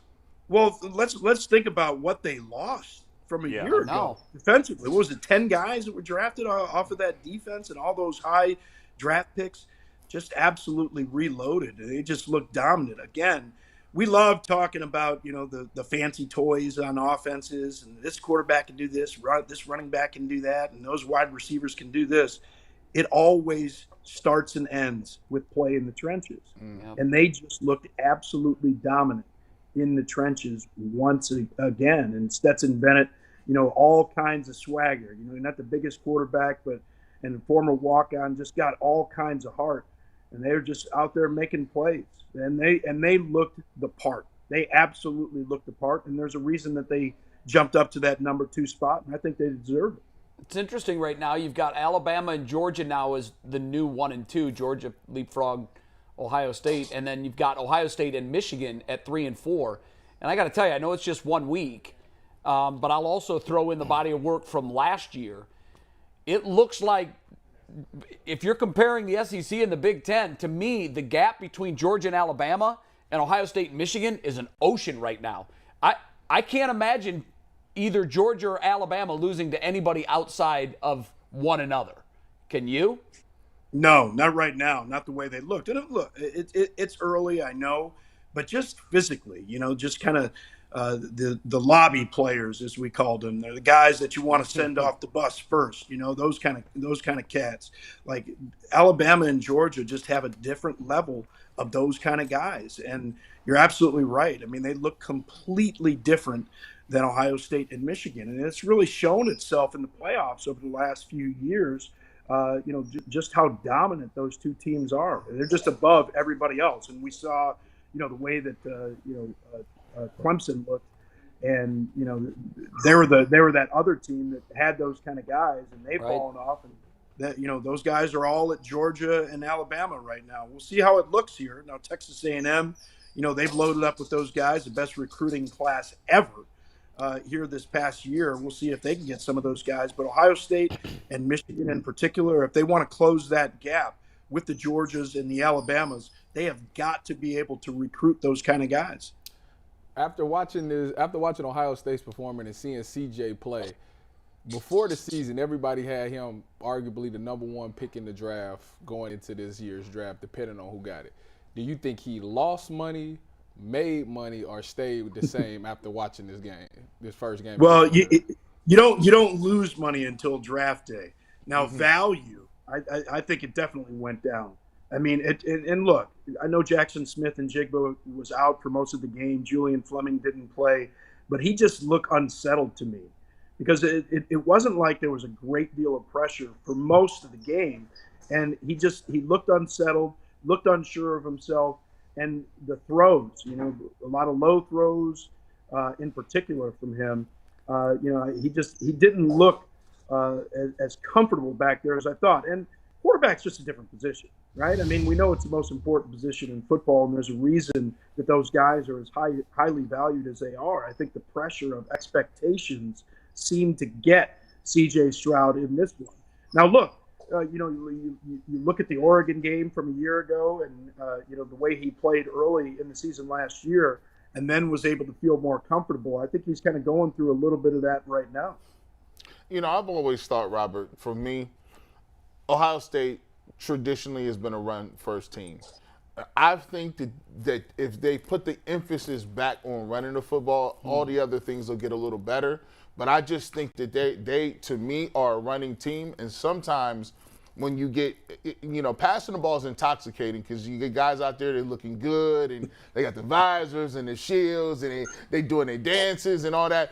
But when it comes to those top flight teams, even when you get to Michigan, if you don't have no offensive line and you're not running the football, I just think it's an uphill battle. Do they really need to recommit and say, hey, guys, we're going to run the football and everything else is going to come after that? Well, I think that's a individual game planning situation, how heavy you're going to be with run. But you certainly have to have the ability to run when you want to, when you need to in games. And you're right. I don't think Ohio State is really there. So, and that's all starts up front. It's not just a commitment to running the football. It's having the guys trained up front and playing the way up front that they need to enable you to run the ball the way that you want to. Robert, we got about 60 seconds. I want your thoughts on the college football playoff expanding into 12 teams in the very near future. Wow, it's incredible. And, I think back, it's been 9 years now since we had the BCS, had a computer deciding, at least for the equation, who number 1 and number 2 were going to be. And then we got into the 4-team playoff and thought, oh, well, this is going to be the end of it. There won't be any expansion. But I think what we've seen with what's happened with conference realignment, it's kind of been open season, all kinds of wild things going on. But I think it's going to be an interesting format. Now when you have an Alabama, you have a Georgia, and then you have everybody else, would it really have mattered? Are those teams at 11 and 12 in particular even going to be able to compete? Maybe not, but I think it's going to make it really interesting. And with everything that we have in college football, with the realignment, with name, image, and likeness, and now the 12-team playoff, I think it just adds to the excitement. It's going to keep a lot more fan bases excited throughout the course of the season, which is going to be great for the sport. Couldn't agree more. You're taking 12. You're adding a lot more interest to a lot more programs that usually by week 9 or 10 are just thinking about next year. Robert, thanks a lot. Before we let you go, what's the score Sunday? I think it's going to be 2017. I like the Browns in this one. I think it's going to be a mistake that Baker Mayfield's going to make, or a combination of mistakes that he makes, because, again, we've seen the guy press, and it's just going to be a little bit too much, I think, for them to overcome. Will the Buckeyes cover the 44-point spread against Arkansas State? By the way, Arkansas State beat Hugh Jackson's team, Grambling, 58-3 last week, and yet they're a 44-point dog. Will they cover 44? Wow, that's a big number. I think they are going to cut. But this is my initial take, is that they're going to cover, just because I think that they still feel that they have something to prove with Georgia jumping them in the polls, and them not feeling that they really gave their best performance against Notre Dame a week ago. I think they're going to find a way to cover that one. Yeah, it's not often you're number 2, you beat number 5 to open the season, and you fall a spot. Right. Yeah. So I wouldn't want to be Arkansas State this week. Yeah. Rob, great to see you. We'll talk to you next week, man. All right, sounds good. Guys, that seems to be the general consensus. Everybody is around 20-17, 21-17.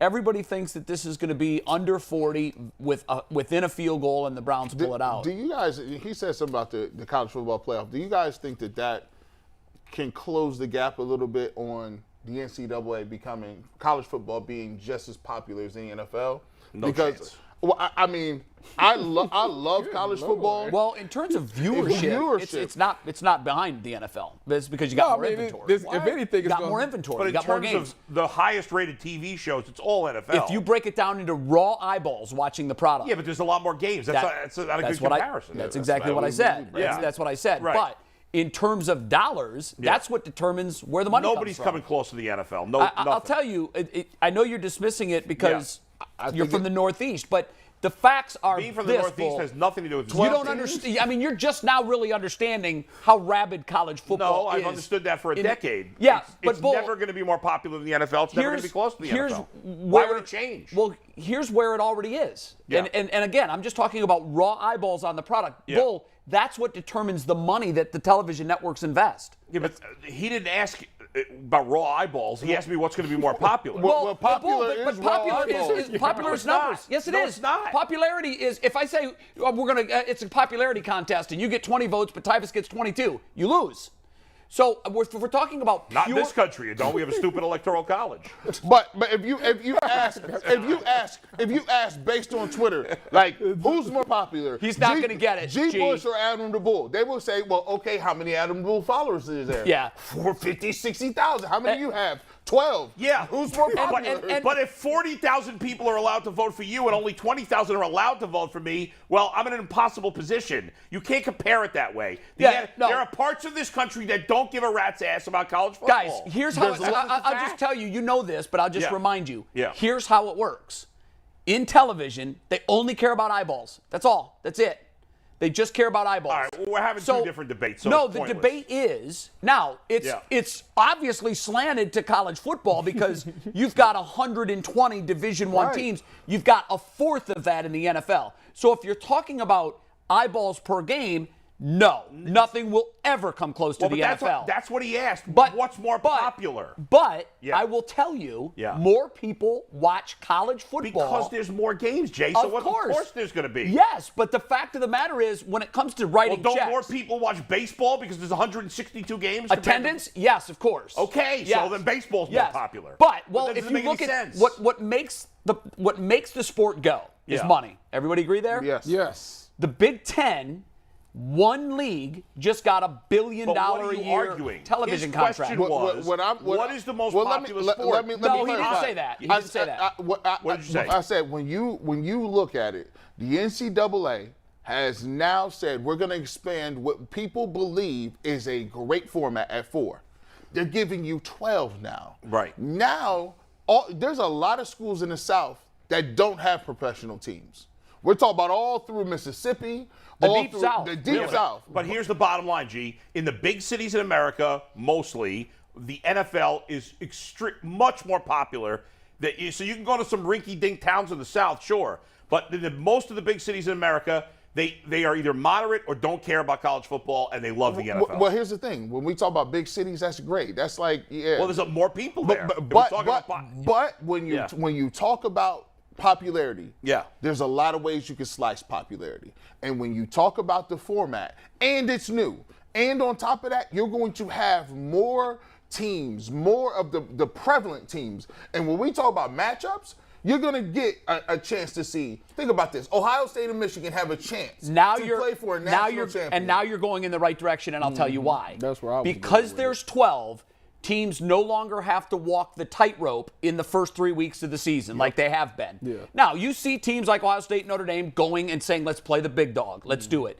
You're going to get a ton more of those games and a lot fewer of the Ohio State-Arkansas State games. Yes. Yeah. For a variety of reasons. Number one, it's good for Ohio State to play that kind of competition throughout the year because the teams in the SEC are seeing it week in and week out. Yep. So those three first games of the year that used to be kind of preseason games that really never moved the TV meter, those are going to go bananas now because you're going to have a lot more big matchups and you now have a lot more playoff inventory, which is, I'm telling you guys, it's going to change the financial model. Let me in ask you guys football. a question. Last point, Paul, then we got to get back to the show. Of the top 100 shows on TV last year, how many were NFL games? But now you're doing apples and oranges. Okay, I'm asking you. You did the same thing. A lot of I'm them. asking you a question. Probably a lot of them. How many of the top 100 TV events, Probably shows, anything, 15. were NFL No, games? way more, and here's Were why. NFL games. Network television's dead.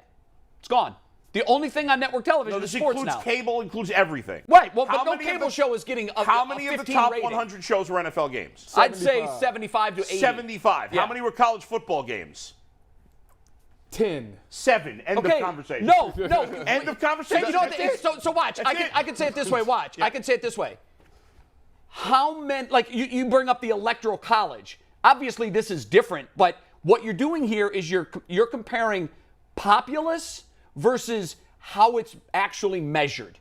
Do you see that comparison? No. So populace vote is, somebody might win the populace vote. But the just were reason arguing with college me football, that about the populist vote is Tyvus gets 22 and I get 20. You just made that argument. But here's what you're missing, Bull. Yeah. If you add there's so many more college games that are being offered to the audience. Yeah, but most of them suck.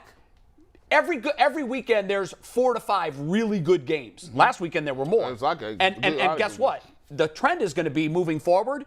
The first weekend's going to have 12 great games. Right, because they're going to play more top-ranked teams and that's versus to G. top-ranked Bush's teams. point. Moving it to 12 is now going to make weeks 1, 2, and 3 of the season perhaps the most exciting 3 weeks of the regular season. There's still really only 3-4 teams that can win a championship every year, so that's not going to change. Well, Not with the NIL. if that's right. That. You know, I love Robert Smith's point about Texas A&M. Has it changed this year? No, it won't this year. It's going to take 5 years. Texas A&M is Well, all are of a they? sudden in there. Yeah, What are they? They got the highest recruiting class doesn't in mean the squat. history of Bull. college football. He asked, is it going to change this year? No, it won't, because we're one class in. Yeah. But you can bet that if A&M pulls this off 4 years in a row, Oh, yeah. there's going to be a shift of power in college football. That's why Nick Saban stood at the podium and railed everybody involved with the NIL, because he knows it's going to be a spending contest and they can't win that. If you polled every American and forced them to vote, as they should in the election, but they're not forced to, and said to them, what is your favorite sport? Vote, damn it. What is your favorite gave you a sport? lecture about Does anybody disagree? No. The majority of people would say No. Well, that's it. But that's today. We said moving forward. Yeah, I've been hearing soccer is going to pass sports too. I've been hearing that for 20, 30 years. No one's making that case here. I think the case that's being made, and all you need to do is look. The networks don't throw money away that they can't get back. They got $1 billion. The $1 billion That's crazy. deal. Well, nobody's arguing that it's not the second most popular sport, but No, it's never I know. going to pass the NFL. But G. Bush's question is a very good one. And to dismiss G. Bush was high when he asked that question. No, it was a good question. And to dismiss the answer as, oh my God, I think you're living in the dark ages. And the reason, for reasons that we just stated. I'm not living in the dark ages. Bull, I'm do you telling realize the NFL is more popular do you than college realize that football. one league Yeah. just got $1 billion a year I don't TV care. deal? I understand know you that. don't care. I but know. it's second. It's still two. I'm not saying it's not impressive. Bull, The league has that's- been. I don't even know what you're arguing with me. I don't know what you're arguing. You've I gotta admitted that reel the y'all NFL's back more in. popular. Do we got the golf book Today. I got to reel y'all back in. This is So Today. you think 10 years from now, college is going to be more popular than the It NFL? is going to be much closer to the NFL in 10 years than it is right now. I That's agree not with even- that. That's not even a I guess. agree with that. That's not even I a guess. don't agree with that, but I'll at least grant you the possibility Yes, of that. the but gap not right now. The gap is absolutely going to I close. don't agree, but you There may it be is. right. All right, We can certainly all not now. agree There that we the go. most popular game show we do on a daily basis, I wish we did it on a daily is basis. true or false. All right. Yeah. Let's play another round of true or false, getting to know Who's our your player this current week? Brown. Yeah, who is David Is David Njoku? Njoku. What? I like this. Oh, I'm listen, dominating this. I got a lot of insight on Let's David. get it. Let's get it. Are you only good as your last win and I won So you're last? not flipping the coin. All right, So let's just go. for the I record, might. Get serious here. just for the record, Bull, Tyvus, and G have all won. Yeah, I'm the odd Jay man out. has not. Jay's the college football of this We have tournament. 8 questions, and Anthony's keeping track. I'm of soccer. No, you're the soccer. results. That's true. Are you guys Go ahead. ready? Ready. Let's go. Let's take do the it. first one here, Mike. True or false? David Njoku is one of 9 children in his family. That's actually a great question. Very good question. True. I think it's somewhere around 6. It ain't 9. I'm gonna go with false. True. I'm going false. True. I'm going false also. Drum roll. Let's take it. Tyvus out to an early lead. Damn tie. By the way, One of 9, right in the middle. I was actually thinking 12. Why would they Because I remember his bio, and I remember like, man. I just thought nine is not a drum number. roll and then not do a drum roll. Yeah. 9 is a Well, I have number to put that one you hand on know. the button to talk. Man. so I You actually got don't to have a drum roll. You don't have a drum roll. Okay. Come on. I thought the bull would take 9 is just like not a number you throw out. You usually say 5 or. I knew it was big. I thought it was big. I thought it was 12. All right, let's get to the next one. True or false? David Njoku was the youngest player selected. Let's take 92, Mike. There we go. The youngest player selected in the 2017 NFL Draft. True off bat. Off top. Off bat. I should get a confidence vote too. If I get this confidently, I should get 2 points for this too. True. Y'all riding with him? I need to know where y'all at with Well, him. look, I mean, he's He definitely said it like that. So I'm buying what G. Bush is selling here. I'm going in. True. It's gonna end up being like 7. I don't know either. I don't. The youngest player in 2017. Wait a minute. He like 12 years old right now. You got a timer here, Tyvus. Come on. Bro, it's not gonna come to if you don't know it already. True. All right, can I say how angry I am at G. Bush right now? G, you and I know for a fact it's true. They didn't know it. They were both going to say false, but you were so freaking confident you got them to change their mind. I was so angry. It's about course it's true. Listen, no blood, no foul. Hey, you guys are all wrong because it's false. He was the second youngest player in the You said it. You was like, why don't you be the third? I said second. Can we get a close-up of Bull right now? Oh, my God. Can we get a close-up of Bull, please, right now? That's what it looks like to be emphatically wrong. I was emphatically wrong. That is crazy. I could have sworn it. He That was like a big 19. story at He the was time. 19. Who was the first? No, he was 20. Who's the first youngest?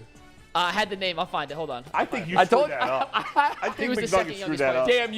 Damn you, G. Bush. G, when you said that off the top, I started laughing. I had to hide my my face. Oh, so my y'all couldn't God. see. All right, let's get to the next one. I hate That is terrible. True or false? David Njoku was mentored at Miami by NFL Hall of Famer Kellen Winslow Sr. Kellen Winslow Sr. True. That's false. That's false. That's false. I don't know. Yeah. Wait a minute. It's true. Let's see the result. Y'all is sick. It is false. He was Yeah, baby. Jeremy Shockey was his mentor. Yeah. at Miami. So after I say something, I can't switch it. We're all Wait, even. you can't hear everyone else say false and then I change felt- it. We're all, yeah. Correct. I felt like Kellen Winslow That's- Sr. this had is enough sad. on his plate during that time period where it was like, I ain't got no This is time. sad. I'm worried about my I'm a family. warrior. Y'all trying to cheat me out the game. No, you You answered can't change true your and it was answer. How false. can I not change my Because answer? you hear our answers, you can't then Yeah. switch. Hey, you make Tyvus go You know what first we need every to do time. like the dating game did? We have to write down That's our true. answers You hold and your all card up. flip them at the same Yeah, time. Y'all is Right. sick. That's what we need This to do. is terrible. 3 questions, everyone's 1 and 2. So Okay. Right. No, we're on pace here. Okay, let's get Yeah. to Let's the go. next one. They cheat Let's me out go. the True or game. false? Njoku's mini Labradoodle is named Africa. That's false. I have no idea. I'm gonna go with true. That's I'm way gonna go too with true specific. too. Yeah, I mean, I'm rolling true also. That's too specific. And Bull is now in last place. That is His Labradoodle is named after. Oh, that seemed too obvious. I like, he did the Orion Seacrest on us right there. Yeah, you did switch that up. Yeah. Bull, you are not the answer. By the way, can Ryan Seacrest give up a few jobs? Like, nobody else can No, make any you money. know who has the Get most 1,000 jobs freaking out of jobs. anywhere? There's 2 people. Steve Harvey. Steve Harvey Yeah. and Michael Strahan.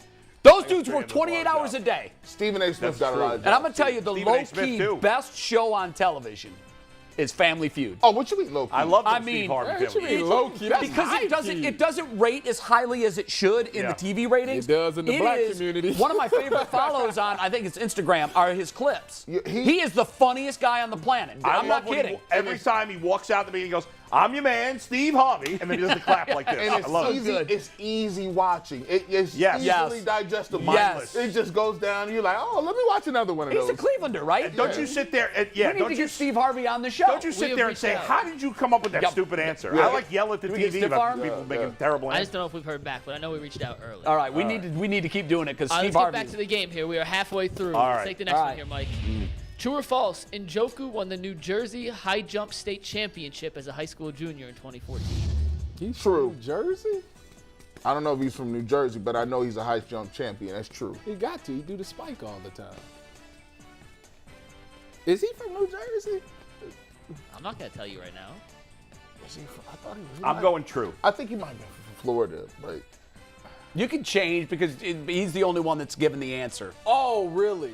Well, I say true. all the answers weren't locked in like they were for you. Not Wait, Mine did he give an answer? No, he hasn't given one yet. I gave one true. If he wants to change it, he I don't think can. we can change. Once you say your answer, you're locked So they're in. locked I think in? That's I think how it's I locked feel. in, yeah. Okay. I actually agree. Is everyone giving their answer? No, No. I have not. I haven't either. Tyvus takes 10 minutes to give every answer. I don't know if he's from New Jersey. Tyvus Well, sends I his don't know. bets I'm not in gonna tell you. quicker than he does answering these. What's that? Tyvus sends his bets in the morning, like immediately. I send I a know. text before. Unlike he G. delivers. Bush. Tyvus Yeah, my responds. joy's Gotta So wait. wait a minute. 5 minutes. We before. are tied. Yeah. Right now, everyone is tied. We're tied. Because they're overthinking it. leading. Cybers, that should have no bearing on your Yes, answer. you have no bearing. No, It's a crapshoot. no, I think you're wrong on that. I think you're failing. These when you three do are this. You gotta tied. move They're these guys tied. along Sorry, here. we got Yeah, it. it's a three-way tie with. Yeah. All right, what are the answers here? True, true. False. True. The answer is true. The answer is true. Yeah. He jumped 7 feet. I know this because my son was the New Jersey State champ a couple years earlier. I didn't know he And was so, from Jersey. listen, imagine him taking his entire body over a 7-foot bar. Yeah, That's he won amazing. that. That is nice. What's the standings right now, Mike? Well, now G. Bush Anthony had tallied one up earlier. J and G are 3-2. Bull and Tyvis are 2-3. All right. Give me a pity win. We got 3 more. All right, 3 more. Let's take it. True or false? Njoku's 11 career receiving touchdowns are tied for the 3rd most by a Browns tight end in their first 4 seasons.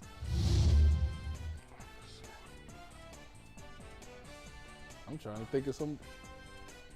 False. Would you like me to read it again, G?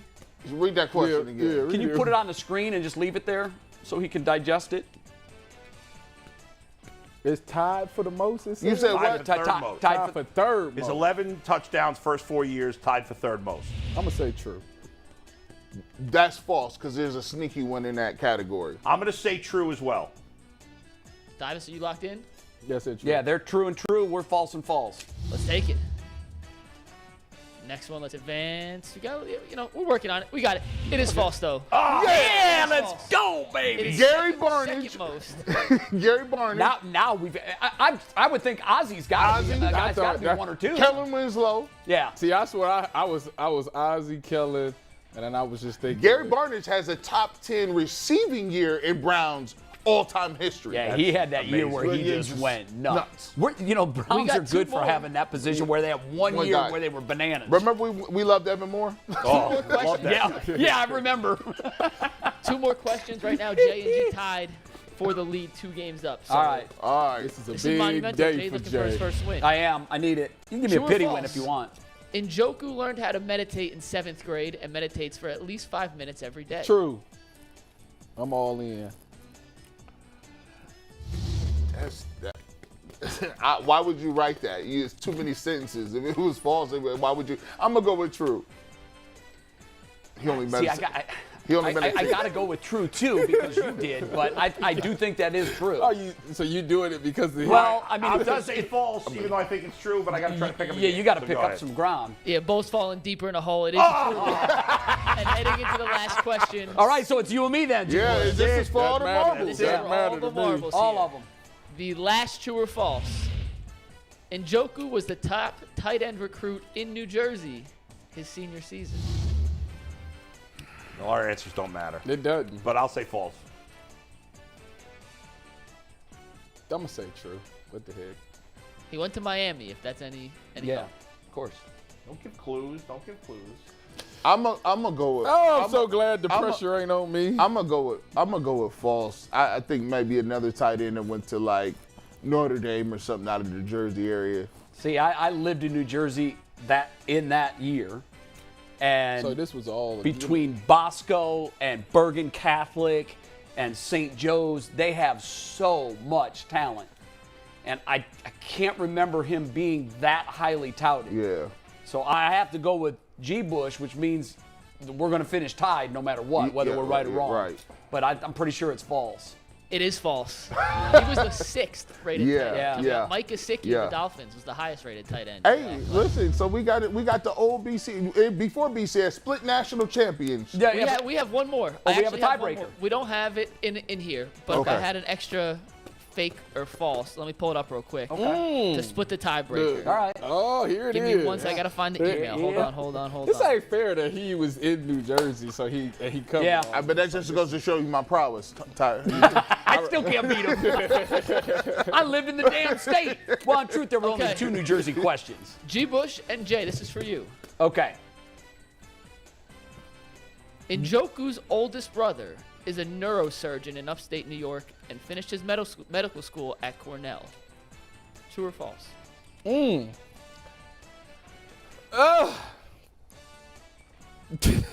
Tiebreaker question. I'll put a heck of it. I'm gonna say true. I have no knowledge. Usually. We got to do it this way. We're going to guys count should it say it at down, the same 3, time. 2, 1, and then Yeah. we're going to give our All right, answer. all right. All right, so think about it. All When right, you're I ready, got we're going to it. go. All right? 3, 2, 1, true. Oh! And it is true. Yeah, I know. I knew that was true because I remember reading that in his bio when I was doing the game. Look at this.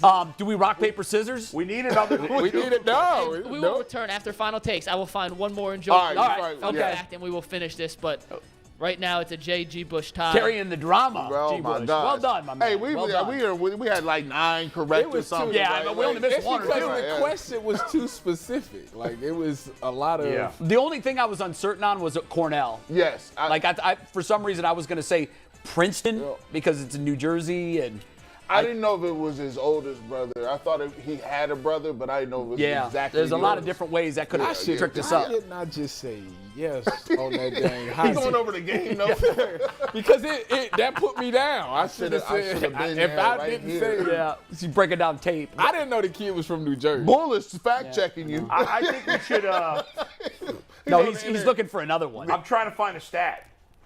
We'll circle back, but real quick, we're going to talk Cavs in a sec. But first, let's put a bow on our first half of the Good Bet, Bad Bet segment. Let's take Oh, tag yeah, board Bull. forward. Oh wow. Bull is These the are winner. the final standings. for the Coronation. part I went of to the 61%. Yeah, 61%. Bull did good. That's Tyvus, okay. He fell off a little bit at the end. Mike The Polk's winner's cat Polk.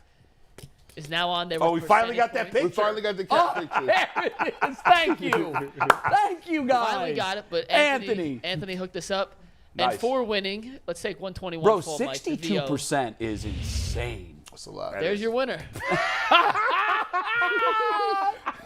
Oh my I told him God, I that wanted is a crown, so and good. they made it happen.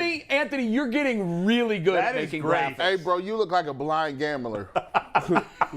just playing slot machines. He can't Counting tell. cards. Yeah. He's counting cards. That's gonna be me. Now wait a minute. How did we determine that it can't be Polk?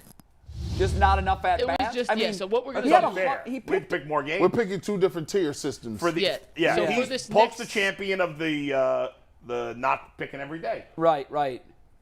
group. It's a hell of it. But I said to Mike, for 62%. football, we should all pick all the football. Every games. single yeah, So everybody. here's what we're going to do. And G. Bush will attest. I send the picks out at 6:45 every morning. Yeah. Sometimes G. Bush answers at 7. Sometimes he answers at 10:50. Sometimes Mike Polk answers after he gets here. So Which is trying usually to corral 10:55 everyone's like votes me. is not as easy as it seems. So Yeah. I No, will it's send out a tough. text to everybody. It's If G's they don't fault. answer by a certain time, they're going to Yeah, go I 0 for that day. could get it by He a is a certain slacker time. on You're, that. you're I'll a have to- horrible texter, bro. Listen, my text game ain't strong. Horrible. No, it's horrible. I I sent this man I'll a text log off. message and asked him I needed to read this and tell me what you think. He didn't get back to me till the next day. Hey, Wow. I had It was to do some- terrible. Hey, I got about 96,000 people in that phone. They all ain't important. The funny thing is, we have on the show about 10 different group text chains. I know we that do. some of us are in all of Yeah, them. like we've got the ones that are here every day are on. Right. And then we've got, the Tuesday group and Right. the Thursday I know, group it's and the crazy. Friday. I can't keep them It's straight. impossible to keep track The of. I know. funny thing is, they'll after the show, Steve will send a message, we'll respond, blah, blah, blah. And then like 5 or 6 o'clock, G responds to all of them. Yeah, I know. I know. He goes off the grid for hours. Listen, I say y'all got this to do. I can't be doing. All of a sudden, he's liking texts I'm from like 5 hours and ago. y'all be like, "Where Gee, was this catch at? up, bro. Where was this at? Where That this was at?" yesterday. I'm like, man, So for the second iteration of Good Bet, Bad Bet, now that football season's here, I want to throw an idea out to you guys. I've kind of workshopped it with Bull. We're going to see if it works. Okay. And let's agree on a premise of how we're going to do this. Right. For the people, so they understand the inner workings here. Got how it. we do it. So on Mondays, 3 Monday Night Football bets. Everyone answers. Love that. Love it. Tuesday, Wednesday, prop bets for the Browns game. So we won't know the results till Monday. I got We'll it. split it up, do some offensive props Tuesday, some defensive props Wednesday. That's good. I like that. Thursday Night Football bets. 3 of them. 3 of them. Yeah. And then Friday, there'll be 5 bets. Okay. The Browns, Everybody's got to pick the Browns. The Buckeyes. over-under on the Browns, the Buckeyes, and then 2 games of your choice. You can pick any 2 games that you feel the most confident in. Oh, I like that. I would vote for 3 Twist. games and not have the over-under on the Browns, for me personally. Yeah, let's do that because Okay. the over-under line is kind of a that's a So hit or miss. Buckeyes, Browns, Buckeyes, and Browns, 3 and then games the of your 3 choice. games Now, we can like they the be best. college too? Yes. So either 3 college games and we're always picking against That's the spread. stealing. Yes. It is kind of stealing, but let's do it. Yeah. Colleges. We got to get we're that gonna percentage have up over 55%. We're not like you and Polk. And for the record, there's going to be a Thursday deadline. It's going to be a couple extra graphics for Anthony and Earl and myself to All right. make. So there's going to be a Thursday deadline. And For the if you Friday. Don't For get the your picks Friday in- show. Yeah. Yes. If you don't get your picks in by a certain time on Thursday, you're going to go 0-5. Oh, Just telling hell you no. right now. Okay, that's We're gonna fair. Establish that. And right that now. will happen at some point. Someone's happen gonna the first someone's week. gonna miss the deadline. It'll happen the first week. We're looking at you, man right G. there. Hey, man, if this He is horrible. If this competitive, I ain't missing it. So on Friday, Get that. starting this Friday, or starting tomorrow, really. Yeah. Today's bets we won't count because they're not football bets. Right. So I appreciate you guys sending your bets in. We'll do three. We'll do the Thursday We'll do night. Thursday night football tomorrow. Those will be Tomorrow. the first three. Okay. And then we will do the Browns, Buckeyes, So I need three to other send my games bets on in Friday. for tomorrow. Correct. Yeah. Okay. And then we'll start the full week of bets after that. I like that. And But we're gonna need a bookie to keep all Oh, this yeah. straight, man. That's a lot. I could create a spreadsheet if you want, Mike. Yeah, Give me do the that. Are results you every organized day. like that? I like to do things like that. Okay, yeah. I think a spreadsheet would be helpful for everyone, really. If you guys give me the picks, I don't mind keeping it. I'll help you with that. Cool. If you don't mind. All Hey, right. by the way, one other thing that's starting this week that we're all very excited about, it's the Ultimate Cleveland Sports Show 2-minute / post-game show. There it is. Yeah. Right? We did a practice one in preseason. I was going to say training camp, but Yeah. no, it's the preseason.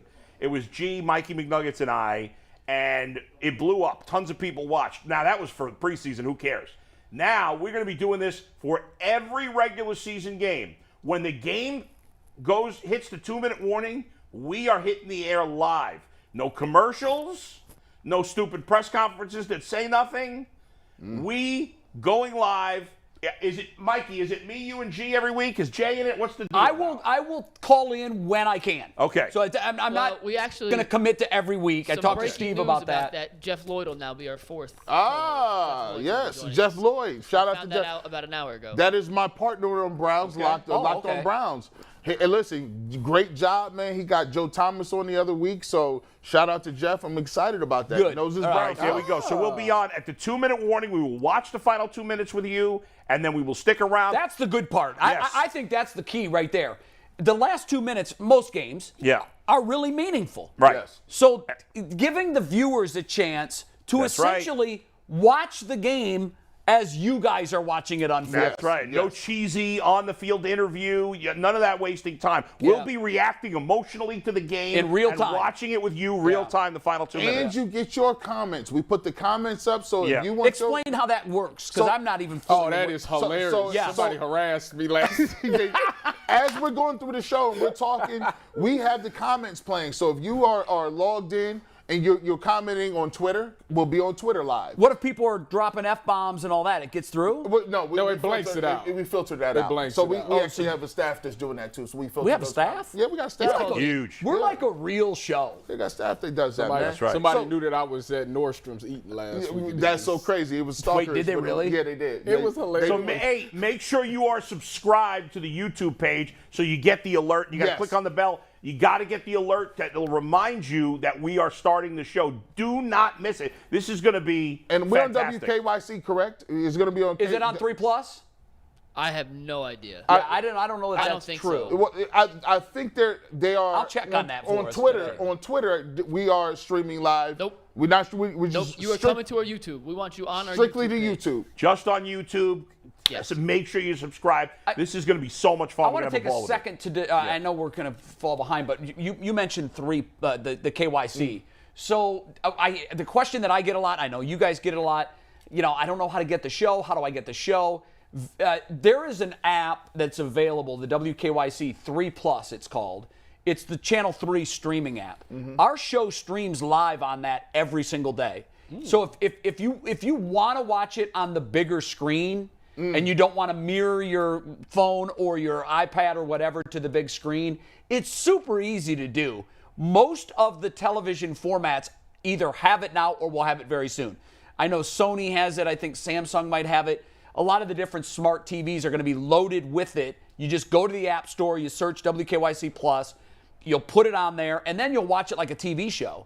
You click on it, and then it's going to be on the TV. It's on live from 11 to 1 every day, and they replay it, I think, from 8 to o'clock, 10, 8 to 10, yeah. every night. Yeah. Bull, on the that. post-game note, Yeah.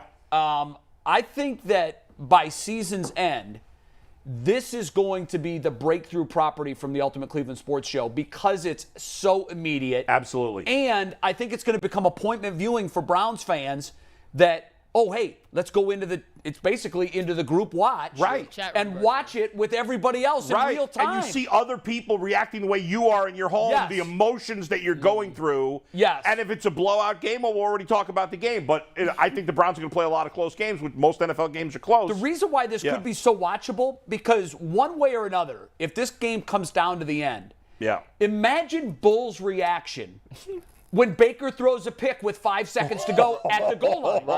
Okay, now Bull's loving that. I will go bananas. Now, imagine Bull's reaction if Baker throws a game-winning touchdown as time expires. I'm going to be very upset. I'm going to be very angry. But the reason I wish I could curse. Bull, I don't know how I'm going to hold in my curses I know, on we this. might need to bleep you. Yeah. The reason why this is going to be gold is because you're going to see these absolutely unfiltered, real-time reactions. As it's going to be awesome. Happens. It's going to be awesome. Don't miss it. Even reactions. the weekday games will be on at night. Every game. I have to miss one game, but the show will be for every game. It's going to be and great. I will try to. I'll try to drop in when I can, where I can, provided I'm home on Sundays and I'm near, and I can do that. But I think it's gonna be great. Awesome. Check it out and make sure you subscribe. And listen. One other thing, we socially plug the show. There's still a lot of people that I tell the show about. They're like, how did I not know about this? Especially older fans, I feel like. The older fans are having, people in my age group in particular, if they're not big on streaming or YouTube and they don't get it, if you know someone who's a diehard Browns fan and you think they would enjoy this show, tell them about it and give them the quick tutorial on how you watch. Help them. Because there are a lot of Browns fans out there that are just now finding us and they're wanting to know why it took 4 months. That's right. So, all right, so we're going to do final takes. Before we do final takes, we have a double tiebreaker, double elimination. You got the question. True or false? All right, here we go. Here's how we're going to do it. Jay. It almost should be like a fill in the blank instead of true or Jay, false. you're going to answer the question. Okay. If you're right, you win. If you're wrong, G wins. That's how it is. Damn. All right. Why are you doing putting all of it on me? All right. Wow. True or false? David Njoku caught his first touchdown pass from Deshaun Kaiser. For the win. Thank you, Steve Becker, for the question. I know the answer to this too.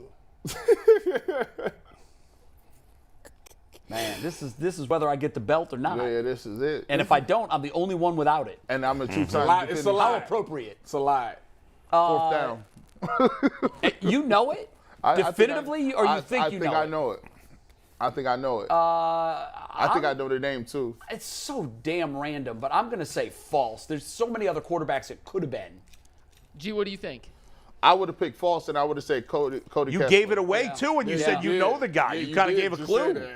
Well, he I didn't. Wait, I never heard You him didn't say take that. it in, but he did Yeah, I give a never clue heard him there. say that. Well, what's the answer? Although I think it's true.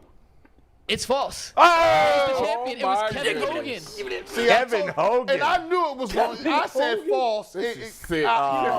I've worked so hard for We this. could have gone forever there. We Yeah, had it to pick a could, definitive that's one. how good. Yeah. They had the handicap, and they said Hey. you're so cold. It's kind of a pity win, too. I mean, you wanted. Hey, you take any win you can get. That's What right. I don't like is that it's all offensive players. Can we get some defensive Oh, guys on there? you're supposed to yeah. be well-rounded. You got to be well-rounded, Ty. I'm not hearing what you talking about. We did a defensive player. Ooh. We did Brissett, Pochich. Oh, I guess we haven't yet. Yeah, I know. Trust me, I We'll know. do defense next week. Ty, once again. Put Denzel Ward get- on there. No. You choose, Why not? Ty, He's a once star. again. Ty, you choose to play offense. You're selected to play defense. Yeah, see. I feel like you got to do like not AJ true. Green I feel like I should get a 0.5. or First of all, Sione Taki, somebody everybody- like that. Oh, Taki To be Taki honest, would be a a lot good of one these here. are chosen on who actually has bios with facts on them. I got Yeah, and about 80% of the Browns roster does not have Exactly. bios It is up not there. as easy just to find some of you. these. Okay, as you think. fair enough. I was an 18. As long as in the ranking I'm ahead of these two, I should get a 0.5 for that. How you ahead of? No, you get no point five. I get a Listen, 0.5 you're a for first that. place That was a dub, but hey, loser. In our, there's two columns in our standings, Yes, a W Mikey and an L. Nuggets. Final takes. Final takes. Boys, a first place Let me loser. talk to Browns fans here, and I got to get you out of your fears. Browns fans, I get it. You're scared. You're the kid that's had the sand kicked in his face so many times, you don't know which way is up. But let me explain something to you, okay? Cleveland is a great city. Northeast Ohio is a beautiful area. You need, when it comes to your city and your part of the country, everybody in this town is very confident. You show a lot of love for your city. You see more people wearing Cleveland stuff than I do anywhere else I go in the country. I don't see people wearing, I love Cleveland, Cleveland's my heart. You don't see that in any other city. I mean, not that they would wear Cleveland stuff in other cities. I mean, you don't see that when you go to other cities representing their city. Detroit, no T-shirts for Detroit. Yeah, nothing, nowhere else. You love your city. You're confident in your city. But when it comes to your football team, you have zero confidence. You are the most insecure kid in the playground, and now it's time to end it. Everywhere I have gone for the past week, the restaurant, the supermarket, it doesn't matter. Every single place I've gone, I've had multiple people say, Bull, they're going to lose. It's so Cleveland. It's Baker's going to do it. Get out of that stupid mindset. I don't care about the damn record in week 1. I don't care about Baker Mayfield in week 1. Stop. And you know what? Even if they lose, it's not because of some stupid curse or because of some stupid record. It's because they didn't freaking play well enough. So stop being a bunch of whining babies, suck it up, and get ready for this freaking game. Because the Browns are going to kick the crap out of Baker Mayfield. That's all I got to say. Go Browns. I can't wait for that 2 minutes. Hey, your national championship rings got a little bit extra on them. Before I go on the post-game show, I got to tap in on my phone just to see Bull's face. I'll tell you what, K. York's going to kick a game winner. That's where I'm going with it. Ooh, I like that. Oh, yeah. My final take today is me kind of trying to bring some attention to the fact that I will be making my, I guess you could call it a Big Ten appearance. I'm doing my first Big Ten pre-game tailgate show. It's going to be down at Ohio State. It's kind of a big deal. Y'all, everybody knows that I've been really working to try to become better in this sports media world, and the Big Ten has been gracious enough to give me an opportunity to go on air to discuss the Ohio State versus Arkansas. So 10 to 12, Big Ten Network. I will be on. We got Ted Ginn coming on, Antonio Pittman, and Joshua Perry is all going to stop by for an appearance. So just, show some love. Tell me what you think. I am very open to y'all constructive criticism.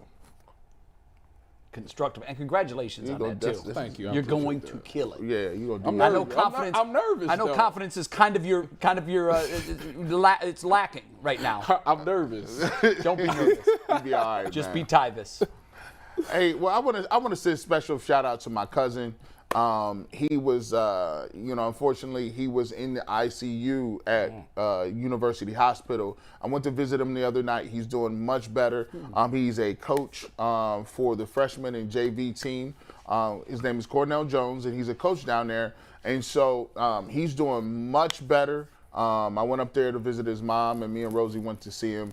And so, his teammates and his team, they won their 3-0 now. So everybody is, just sending their energy, sending their prayers. So I just want to send a shout out to him. And we want to say, get back on the field. You'll be back in no time. And make sure you listen to your mom, because your mom been there the whole time. So definitely make sure you keep it up. So today is going to be a big day for him. He was sedated a little yesterday. They're going to bring him back out of it and see how he's doing. But he was doing much better. It was touch and go there for a minute, but just want to say big shout out to Cornell. Love you, bro. All right. Get well soon. Yeah, we're all thinking about you. Get better.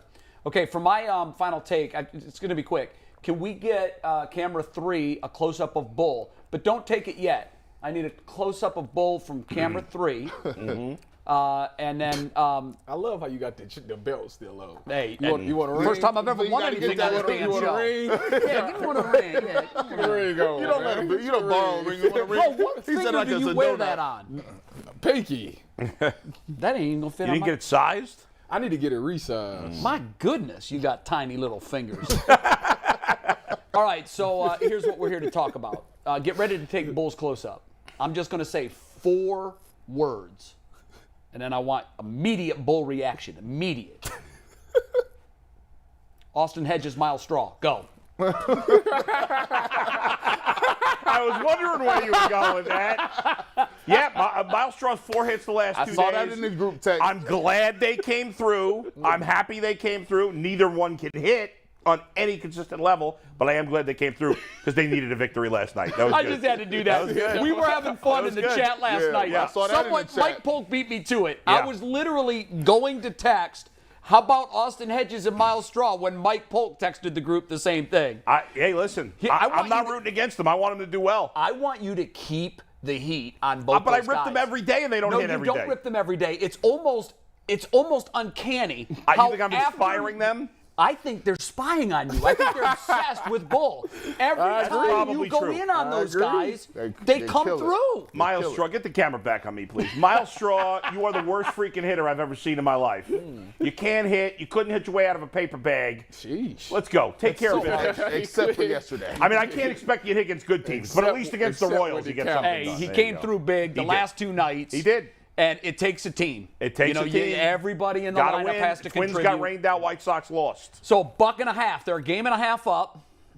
They're facing And 3 up on Greinke the White tonight, Sox. but Greinke's been He's just coming off the injured list tonight. and before he went on. But we got a guy who's barely pitching. Yeah, I know. We got a big. But I don't after know. tonight, 12 of the next 16 against the White Sox and Twins. This is going to decide it. Woo, The next 2 weeks. This is it. Next Y'all 2 still weeks. confident? I am. I am. Yeah, Okay. I am. I think Terry's going to get him there. 75%. Hey, that's 75. But he's making oil. Yeah. Fast. All right, we're out of time. Taking a 22-hour break. Back tomorrow. What do we want to tease on the show tomorrow? We got Jim Zoki back. Zoki, talking Panthers play-by-play guy. Aditi. All right. And we're playing a little fence game again. So Oh, the fence Love game that was game. great. That was awesome. Decide. If you haven't seen the fence game tomorrow, you have to watch tomorrow's show just for that. Do us a favor. Tell a Browns fan that we're around. And join us tomorrow, 11 o'clock, for the Ultimate Cleveland Sports Show. Make sure you check them T-shirts out. Woo! Yes, and buy a T-shirt. See you tomorrow. See ya.